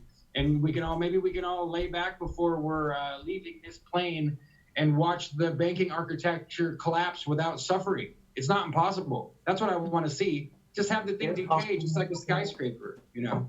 Beautiful. Good visioning. If I could jump in there and just let people know that if you go and pre-order, for the cost of the pre-order the book, it's $20 plus shipping. And what you get along with it right now, because I'm still editing the book, it's going to be coming out some point in 2020. Then what you get right now is an archetype study group where every 2 weeks we get together live on a Zoom call, 2 Zoom calls actually, because I've opened up both for the European time zone and for North American and Australia, so that you can come and have the conversation about the archetype. And it's so beautiful. It's actually the most fun I've had in my business ever. I told myself so I could be a good nurturer and not over deliver. I'm not teaching and I'm not coaching on these calls. It is literally, I'm just asking questions. People chime in about the archetype. And what ends up happening is God comes through that blueprint and through everybody in that energy. And that energy is it's just swims in free energy. It's nuts. Like there's no therapy, there's no coaching, there's no fixing anybody, or it's super fun because it's just people being in very real conversation. So if you sign up today or before noon tomorrow, then you'll have a chance to jump into that live call. The replays from all the past 4 archetypes, the first 4 archetypes of the journey already exist. So you get instant access to that. And then you'll be having the live opportunities coming up until at least December, probably beyond that as well. But right now it's totally free. It's like a $200 value for only the cost of the $20 book. And then you'll get the first books hot off the press as soon as it's published. Wow, So you very said there cool. is a deadline noon tomorrow. So this show is like absolutely apt then that we managed to hit it like this. Exactly. I know. Wow. Perfect timing. Well, folks, And- if you know marketing, there's such thing as false scarcity, but this isn't false scarcity. This is real synchronicity. You know, me and Beth and Jim didn't plan this beforehand. If it suddenly sounds like a pitch, it's not. This is not scripted at all. I mean, it's pretty obvious we're not very scripted here. I've written a bullet list before during the show, but that's about it. So I'm going to write bye because I want to remember to do that tonight. That's awesome. Good point. Me too. But yeah, I feel like the only thing that we might have not gotten a full touch on was maybe some commentary from you about how you felt about feminism when you were still involved in it and what made you feel like it was safe. It's a really bold, brave thing to do, to say as a woman, to say that you hung that up, like, oh, I'm not doing that. You know, I'm around a lot of really powerful feminist women, and I'm very wary to share my show with them in general because we aren't afraid to broach topics, and I don't really want to deal with the blowback or pushback, and especially if it's going to potentially cost me relationships, because I don't need to lose relationships. If a relationship's bad, I'll end it. You know, but I don't want to accidentally, like, kind of like what you said earlier, like, it's hard. We need people that can come and grab you by the arm and say, okay, walk with me, follow me, be careful. This path isn't safe, but we're still going to walk it. I know how to walk it. I can take you down it. And then we can get somewhere helping people that way. But we can't get somewhere just by cricket batting everybody in the face with truth and then saying, hey, are you done healing yet? Because we got one more swipe at you here to go, you know, and that's how a lot of Yeah, good imagery. Oh man. Yeah, it's something that I could never make this up. It was literally like, oh my God, how am I going to, it was like coming out of the closet. In fact, I think that was the email that I sent. I am coming out of the closet. I got on a Facebook Live just to come clean and say, because I've been standing on the rooftop for 10 years saying women should take over the world.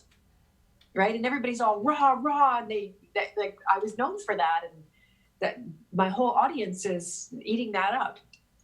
And it wasn't true anymore. In fact, not only it wasn't just something that fell by the wayside, it was like, that's damage.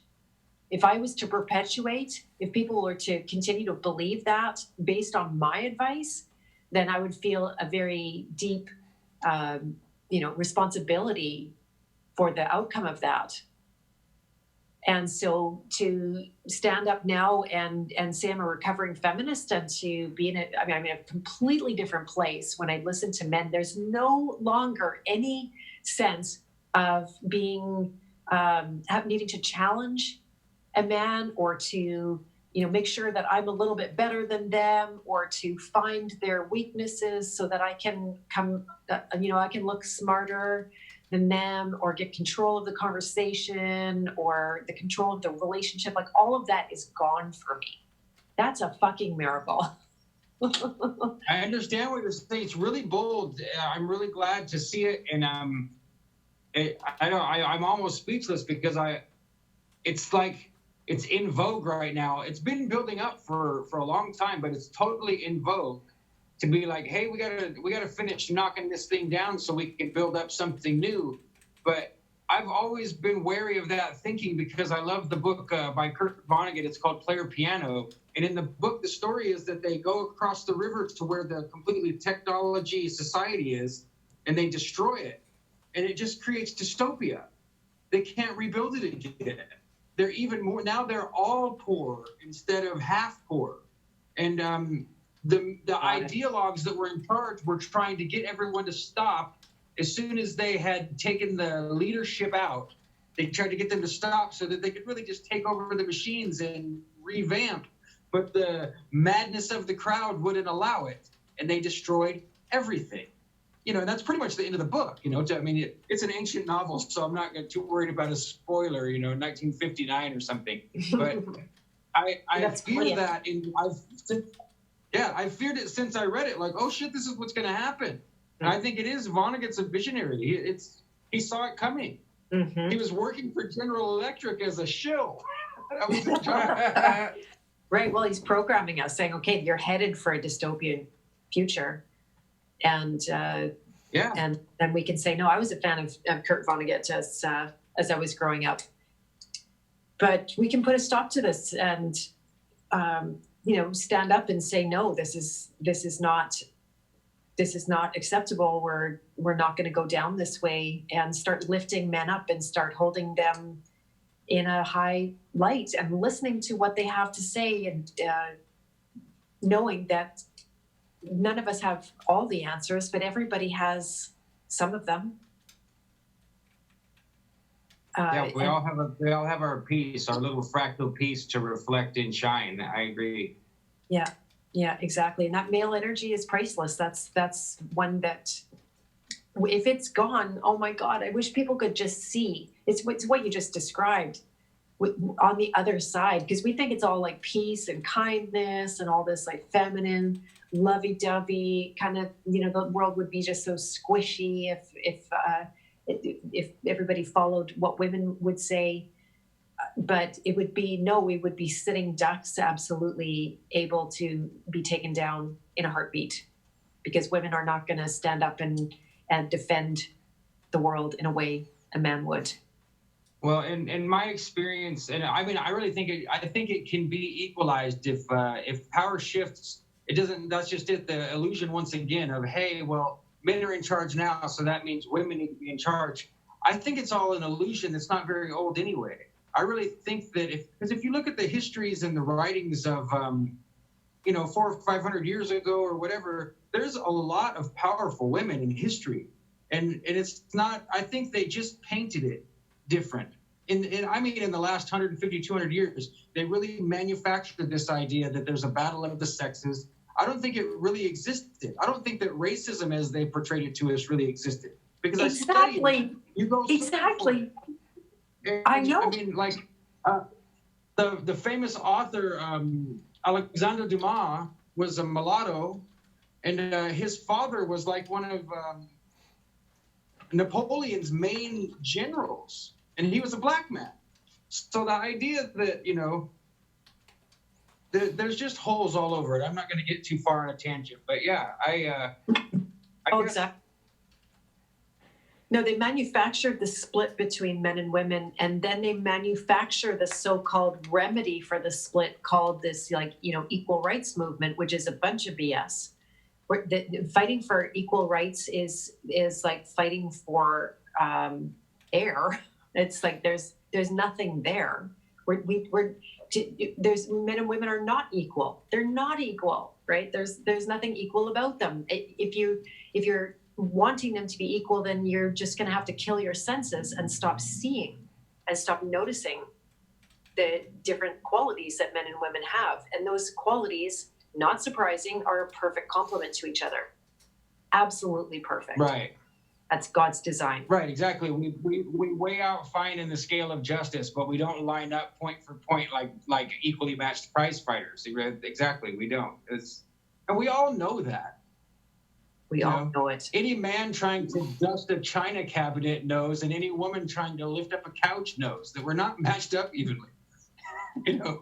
Exactly. It's not something to work for. It's certainly not something to fight for and pour all kinds of resources down the drain.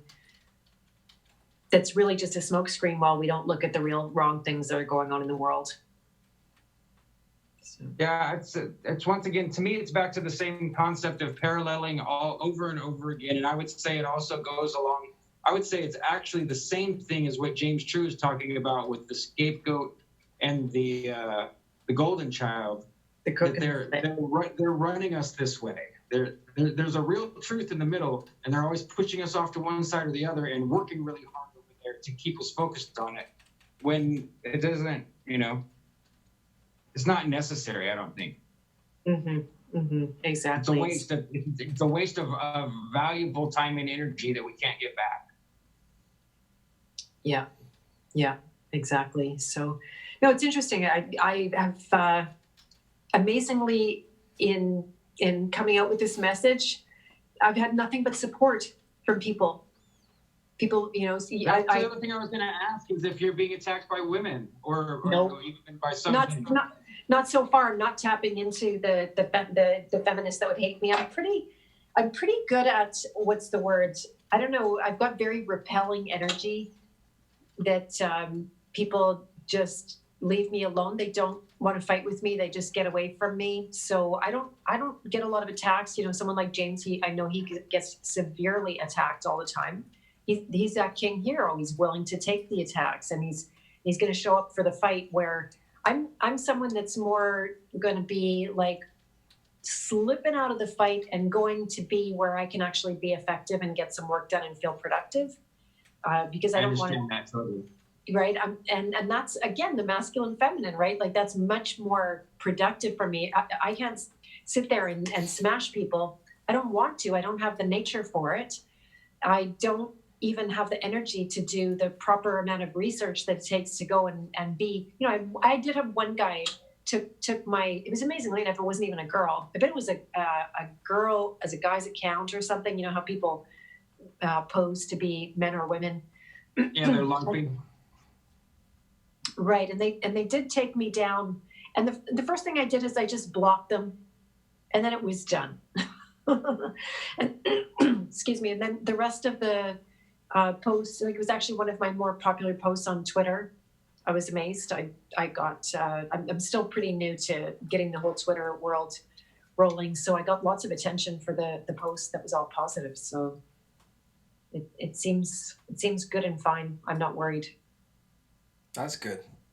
Now, I find it fascinating, and I feel like now you've provided me something I could pass on to some of the ladies I know, at least for their consideration. I mean, I assume some of them will still be bothered and upset. Even some of the men I know, if I pass this on to them, they'll be offended. But I feel like James True's work makes me shocked and offended often, but I welcome it because I trust him and I love him.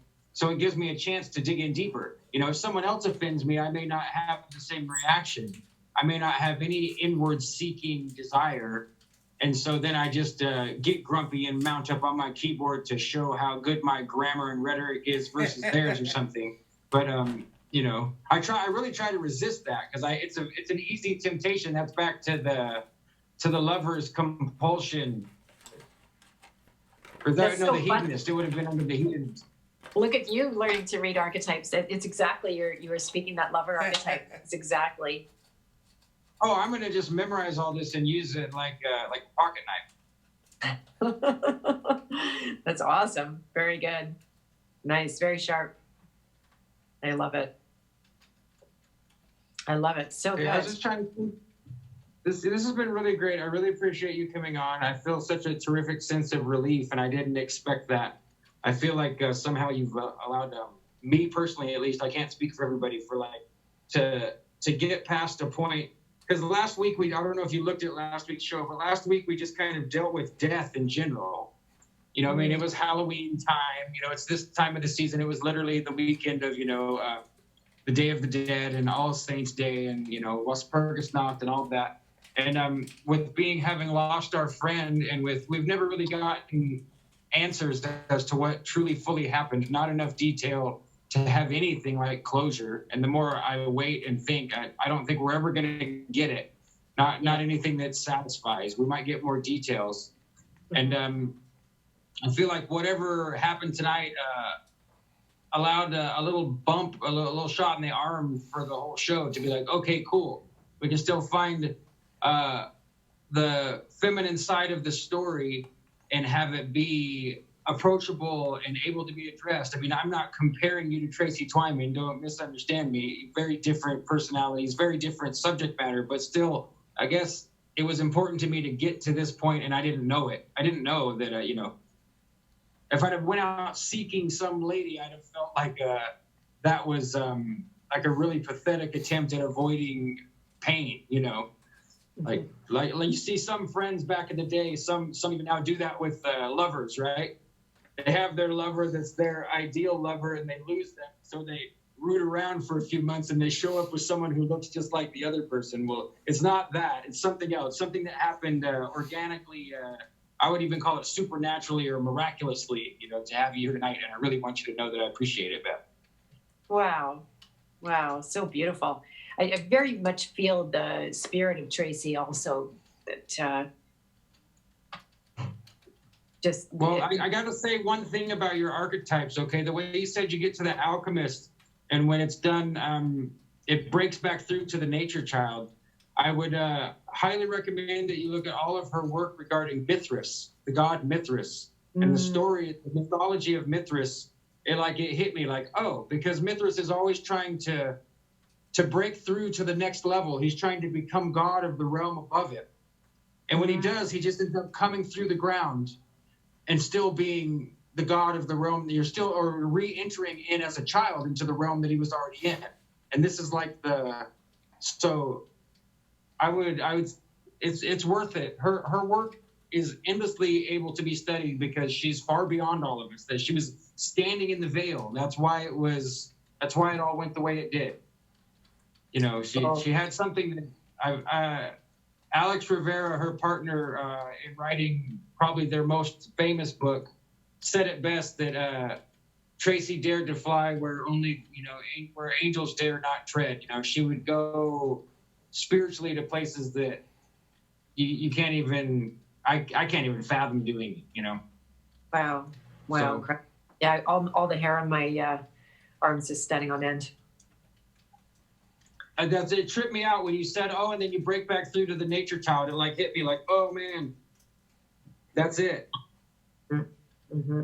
Mm-hmm. It's like playing Pac-Man when you exit on the right and come back on the left. Yeah. And death is the subject of that whole hero's journey. That is the subject from start to finish, because the reason you refuse a calling is because your life's at stake, right? It's no joke. It almost killed me. It killed my dad. It kills everybody. Every single person dies. Every single person, right? Not following your calling kills you. Following your calling kills you. Taking up your fight and having enemies, that kills you. Becoming a champion for other and going to war, that kills you. And helping people, that kills you. And standing for your truth, they come after and they kill you. And facing your inner demons, you die inside, and then you're as a king, you're on the pedestal, and they're gonna assassinate you there too. On and on, like at every level. And then the alchemist is the chance to transmute that, to reveal the lie of death, right? To see it for what it is, to take that energy of death.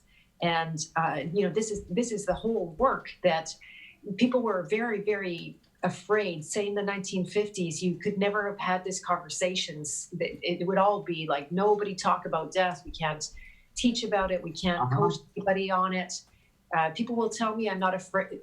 They'll say, I'm not afraid to die. And I'm like, yeah, you are. And it sounds mean, and it's very, very pushy of me to bring their attention to their fear of dying. But this is the thing that right now is the crux of how humanity is controlled. Like, if we think pleasure's powerful, this is exponentially to the next level, right? People do not see their fear unconsciously that drives every single thing that they do. Yep. And so that's why we can't sit home alone in the silence for very long. Because if you sit there quietly, turn off all the lights and unplug all of your electronic devices, the vibrating silence of the air makes you mortal.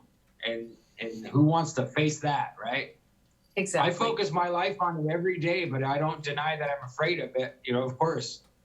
But I mean, I am aware of the realm we're in. We have to face death.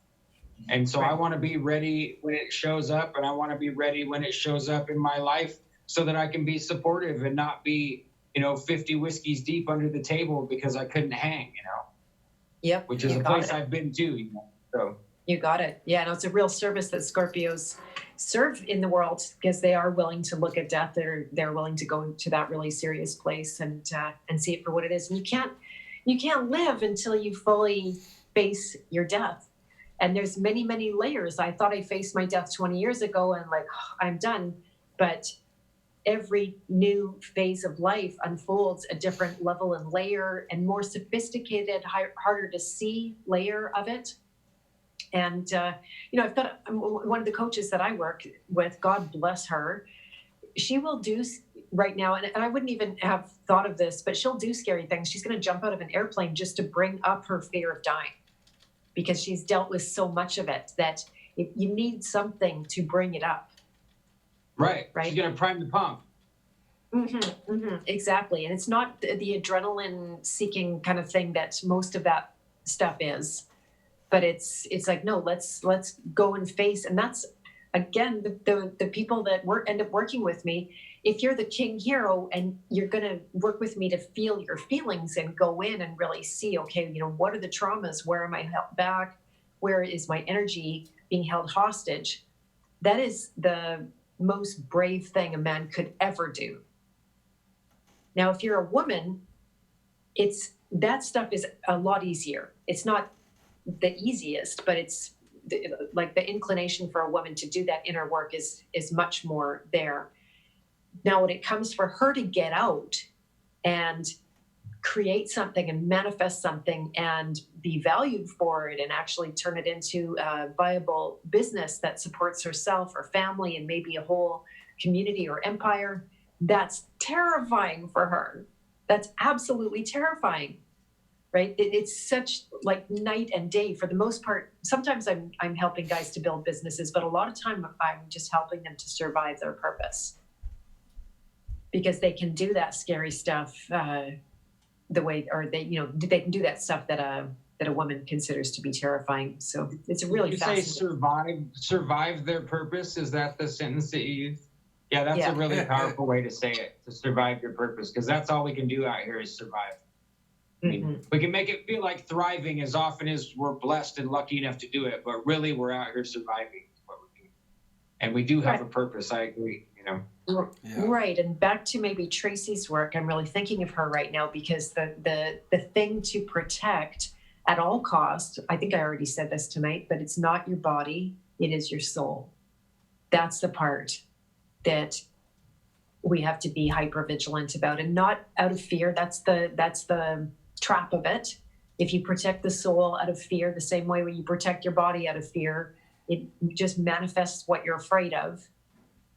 Right. But to come into a place of loving and caring for the soul, to develop and grow our instinctual ability, which we've been lied to and told that that's all fear-based, right? That instincts, you have instincts, therefore you protect yourself from dying. It's like, no, instincts are actually love for the soul.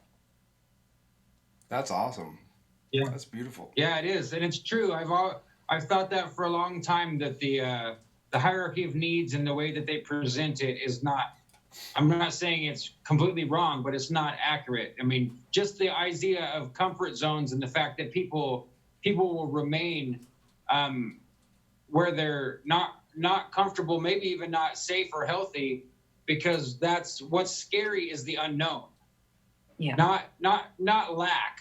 We can all tolerate lack. We're all pretty good at tolerating lack, But the idea that you're going to go into next year and you don't have any of the things to reference that you have this year, people will run like hell from that, Yeah. And like I said, me and you both did kind of a similar thing, Beth. I kind of subconsciously but intentionally blew up my life so that I could force myself to face the unknown. And it worked, and I became something and someone that I never would have been. I used to be like a typical codependent golden child, you know. Mm-hmm. I was raised to be a good helper, and I wasn't getting any sleep or eating, and I was smoking cigarettes all the time. But And Beth, what you said really makes sense. You can't focus on the downfall of your soul. It's like when you're learning how to ride a bicycle. When you ride your bike, you go wherever you look. Wherever your face and your eyes are looking is where you're gonna go. So if you're riding your bicycle down the sidewalk and there's a tree on the side of the sidewalk and you're like, oh crap, don't hit the tree, and you look at the tree and you're like, don't hit the tree, you're gonna hit the tree. Boom. Boom. Absolutely. You totally got it. You absolutely got it. Yeah. No, it's you tell a little kid, don't run on the road. They run on the road. That's all they hear is run on the road. Absolutely. mm-hmm. Right. Whatever you do, don't look inside this box. If you study magic, that's what it says too, right? Like, you know, if you go look at people that are practicing any kind of magic, they say not to try to inquire or affect magic that way. You can't say, you know, I don't want to be broke. And now you'll be broke. You know? Exactly. I'm just editing the Alchemist chapter of Journey. That's the name of the book, by the way, Journey. It's a map of archetypes. Thank you. To find love. Journey yeah. By Beth Martens. Please pre-order tonight if you're feeling it, folks. Right on. And the subtitle is A Map of Archetypes to Find Lost Purpose in a Sea of Meaninglessness. Wow, very cool. Yeah, and that Alchemist chapter and exactly what you're talking about right now. That's the crux of the.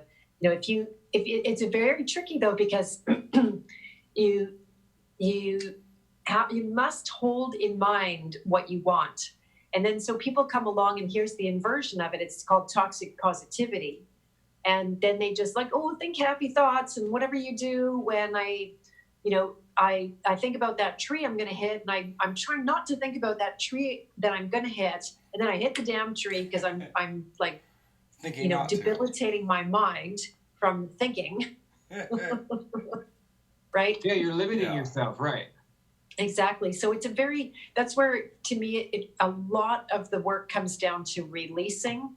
And releasing is even a weird word. It's not accurate. It's unsuppressing is more accurate, because we have a mechanism unconsciously to suppress the experiences that we don't want to be having. And this is it's an unconscious muscle. If you can learn to identify, it's a really big part of what I teach in my coaching practice, to be like a ninja, to see when you are, another word for it is like resistance or pushing away from yourself, trying to hold separate, fracturing yourself, to be able to identify when that's happening and see that it's actually not serving you, that it's consuming your life energy. It's making free God energy invisible, even though the free God energy never went away. It never actually became death. It was always God, but it is in that death disguised. And that death disguise, it sucks the life out of your humanity. It sucks the inspiration out of you. It debilitates you. It makes you useless for your purpose. And so that's the breakthrough of the alchemist. To not only know that that's an illusion, but to see it for what it is, to see the snake as a rope. It's not a snake. Wow. Yeah, that's great. Yeah, you have to. This is really deep and got me fired up. So good. It's like seeing things for what they are. You have to break them down for their parts as an alchemist. Exactly. You're very right. And that's the whole wisdom behind working with archetypes, is to take what's not broken and not in parts in reality, and to break it down and allow yourself to go to pieces, but of your own doing, right? So it's the difference between, say, what you and I both went through in having our life fall apart. It's the same effect. Like my life fell apart, I lost everything. But you can do that to yourself, right? It's the blow your own mind program where using archetypes, you take apart all the pieces and you look at them and you go through with a fine-tooth comb. And with Journey, with this book, it's going through it in a very orderly way, in the way that nature already has written this story. And then you go, okay, like here's a shadow and there's a shadow. It's, it's the most fun game I've ever come across. And yet when you discover shadows, they're the most painful thing ever. Like, oh my God, I totally didn't see that. I was hating everybody I'm helping. Totally didn't see that. How embarrassing. It is. It's embarrassing. It really is. It's embarrassing to. It's so cringy and shameful to figure out that where you were so proud of yourself and thought you were doing so much good that it looks like really you're just one more passive aggressive asshole, And now you've got to figure out how to genuinely repent of it so that if you choose to help people in the future, it can be genuine instead of glad handing everyone and grinding your teeth while you get up early to help them like you said you would. Next. I don't know if James is still on the line, but I'll give a shout out to him. He really helped me with this. And it's the shame and the embarrassment are the gatekeeper, right? So when you see yourself and you gain that self-knowledge, you can go one of two ways. One is into the depths of shame and embarrassment and hiding and self-flagellating and like, okay, actually being more deeply separated from that part of yourself with the shame and the embarrassment. Or you can go into it, literally go into the energy of it, let yourself be, set yourself on fire with shame and embarrassment. James helped me as a coach. He's an amazing coach, by the way, if anybody doesn't know that. He helped me deal with a psychopath. I had a run-in with a psychopath. I was this close to being extremely harmed by them. I had let them into my life. I didn't know what the fuck I was doing. And all of a sudden I'm shaking my head. I'm under threat and I am so embarrassed. I can't stand it. Like, how did this happen to me? I'm smarter than this. I supposedly have X-ray vision. The guy told me he was a psychopath. He told me the first time we met. What did he say? Told me, right? And still, I can help you. It doesn't seem dangerous to me. Did he come straight out and say he's a psychopath?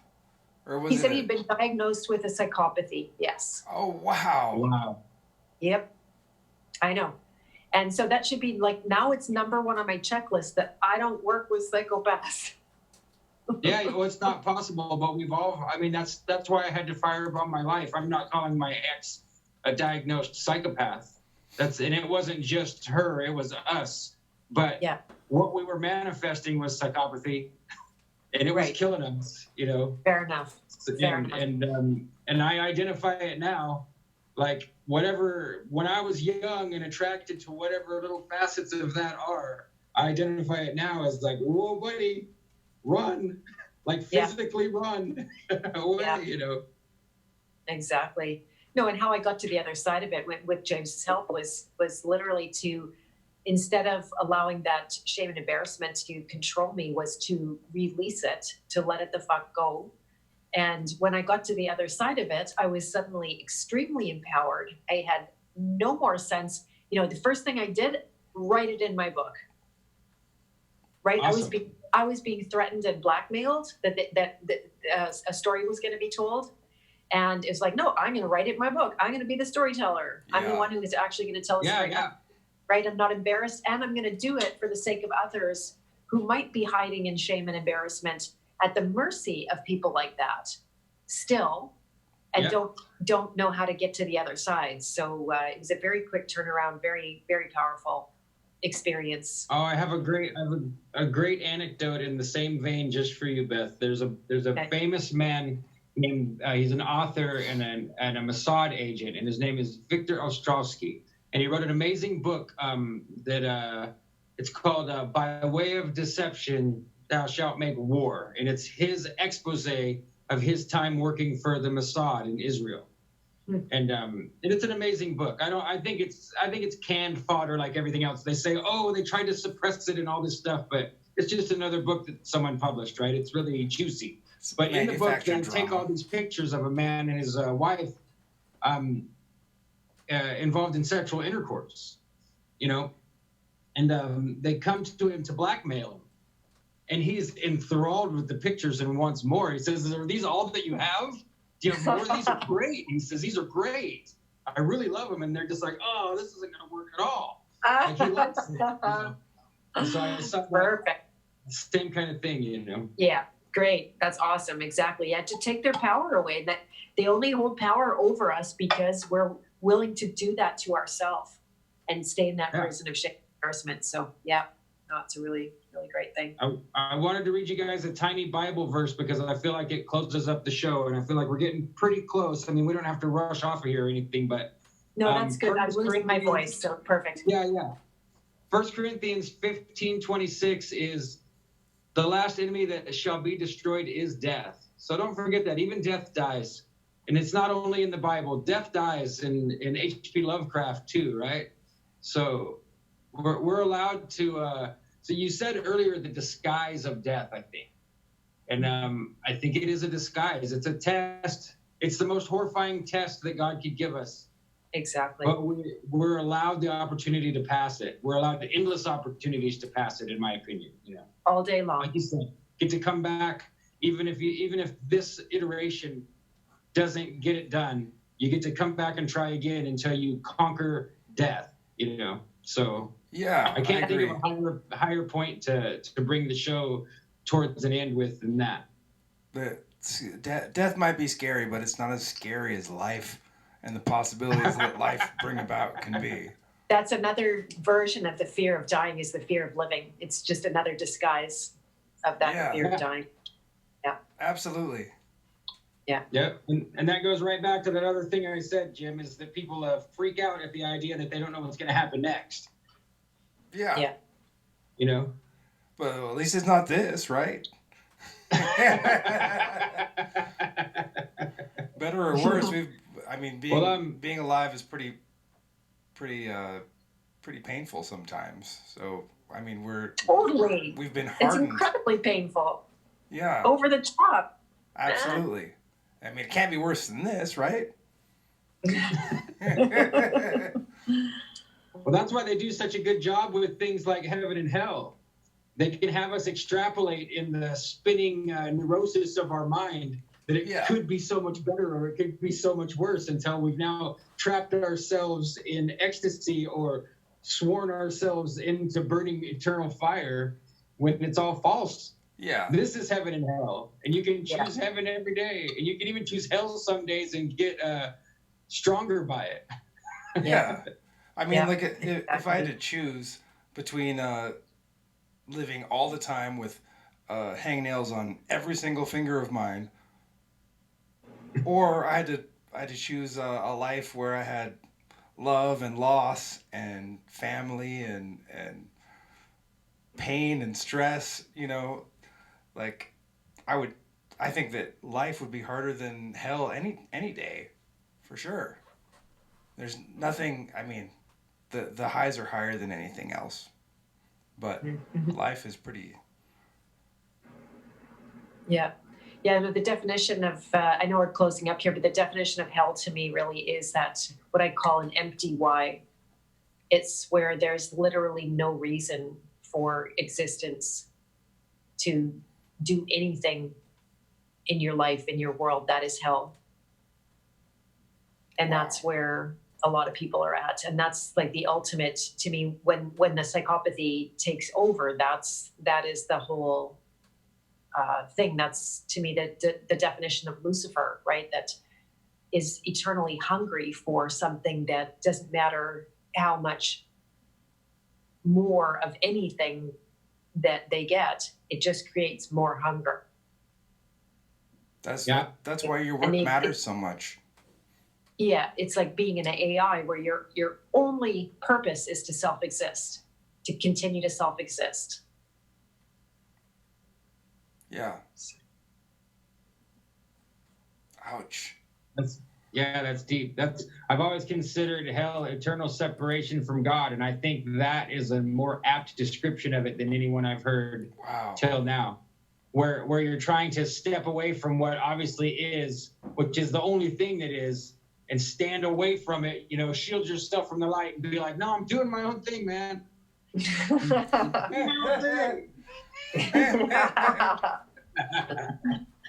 Yeah. Well, thank you guys so much for hosting me. This has been a really beautiful conversation. I've thoroughly enjoyed it. Yeah, I'll definitely. I'm gonna log off as soon as I log off here. I'm gonna pre-order your book so that I can get one in the mail. And if I can arrange it, I'll show up tomorrow, depending on what my schedule is. And I look forward to just moving forward. We'll have you back when you actually have books. If you want, you can come back and we can talk about whether it was easy or a pain in the ass to get them all shipped and all the minutia or whatever. We could talk about whatever you want. I would love that. That'd be awesome. Thank you so much. And the calls live tomorrow are noon CST. That would be 10 a.m. your time PST. And also there's a second call at 7 p.m. CST, which is 5 p.m. CST, just in case anybody wants to actually catch the live calls. They're so fun. And then the recordings are there too, so you don't miss anything if those times don't work. Awesome. That sounds great. Well, Beth, we have a tradition. Oh, go ahead, Jim. Oh, I said that sounds great. That sounds awesome. That's what I was. Yeah, I could probably make the late one just depending on, you know how it is. If you have to check. You can't just say yes. If you don't know for sure, you have to check. So you don't have to, but you'll be happier if you do. I've changed the way I talk to myself. I don't have to check, but I'll be happier if I do. But every week at the end of the show, we always wave with the camera and say, "Okay, bye."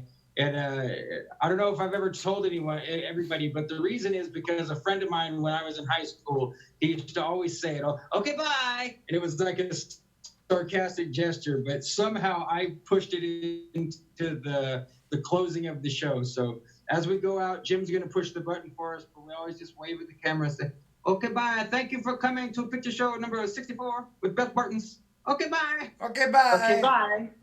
Okay, bye." Okay, bye. Bye, everyone. Thanks so much. Yeah, thank you.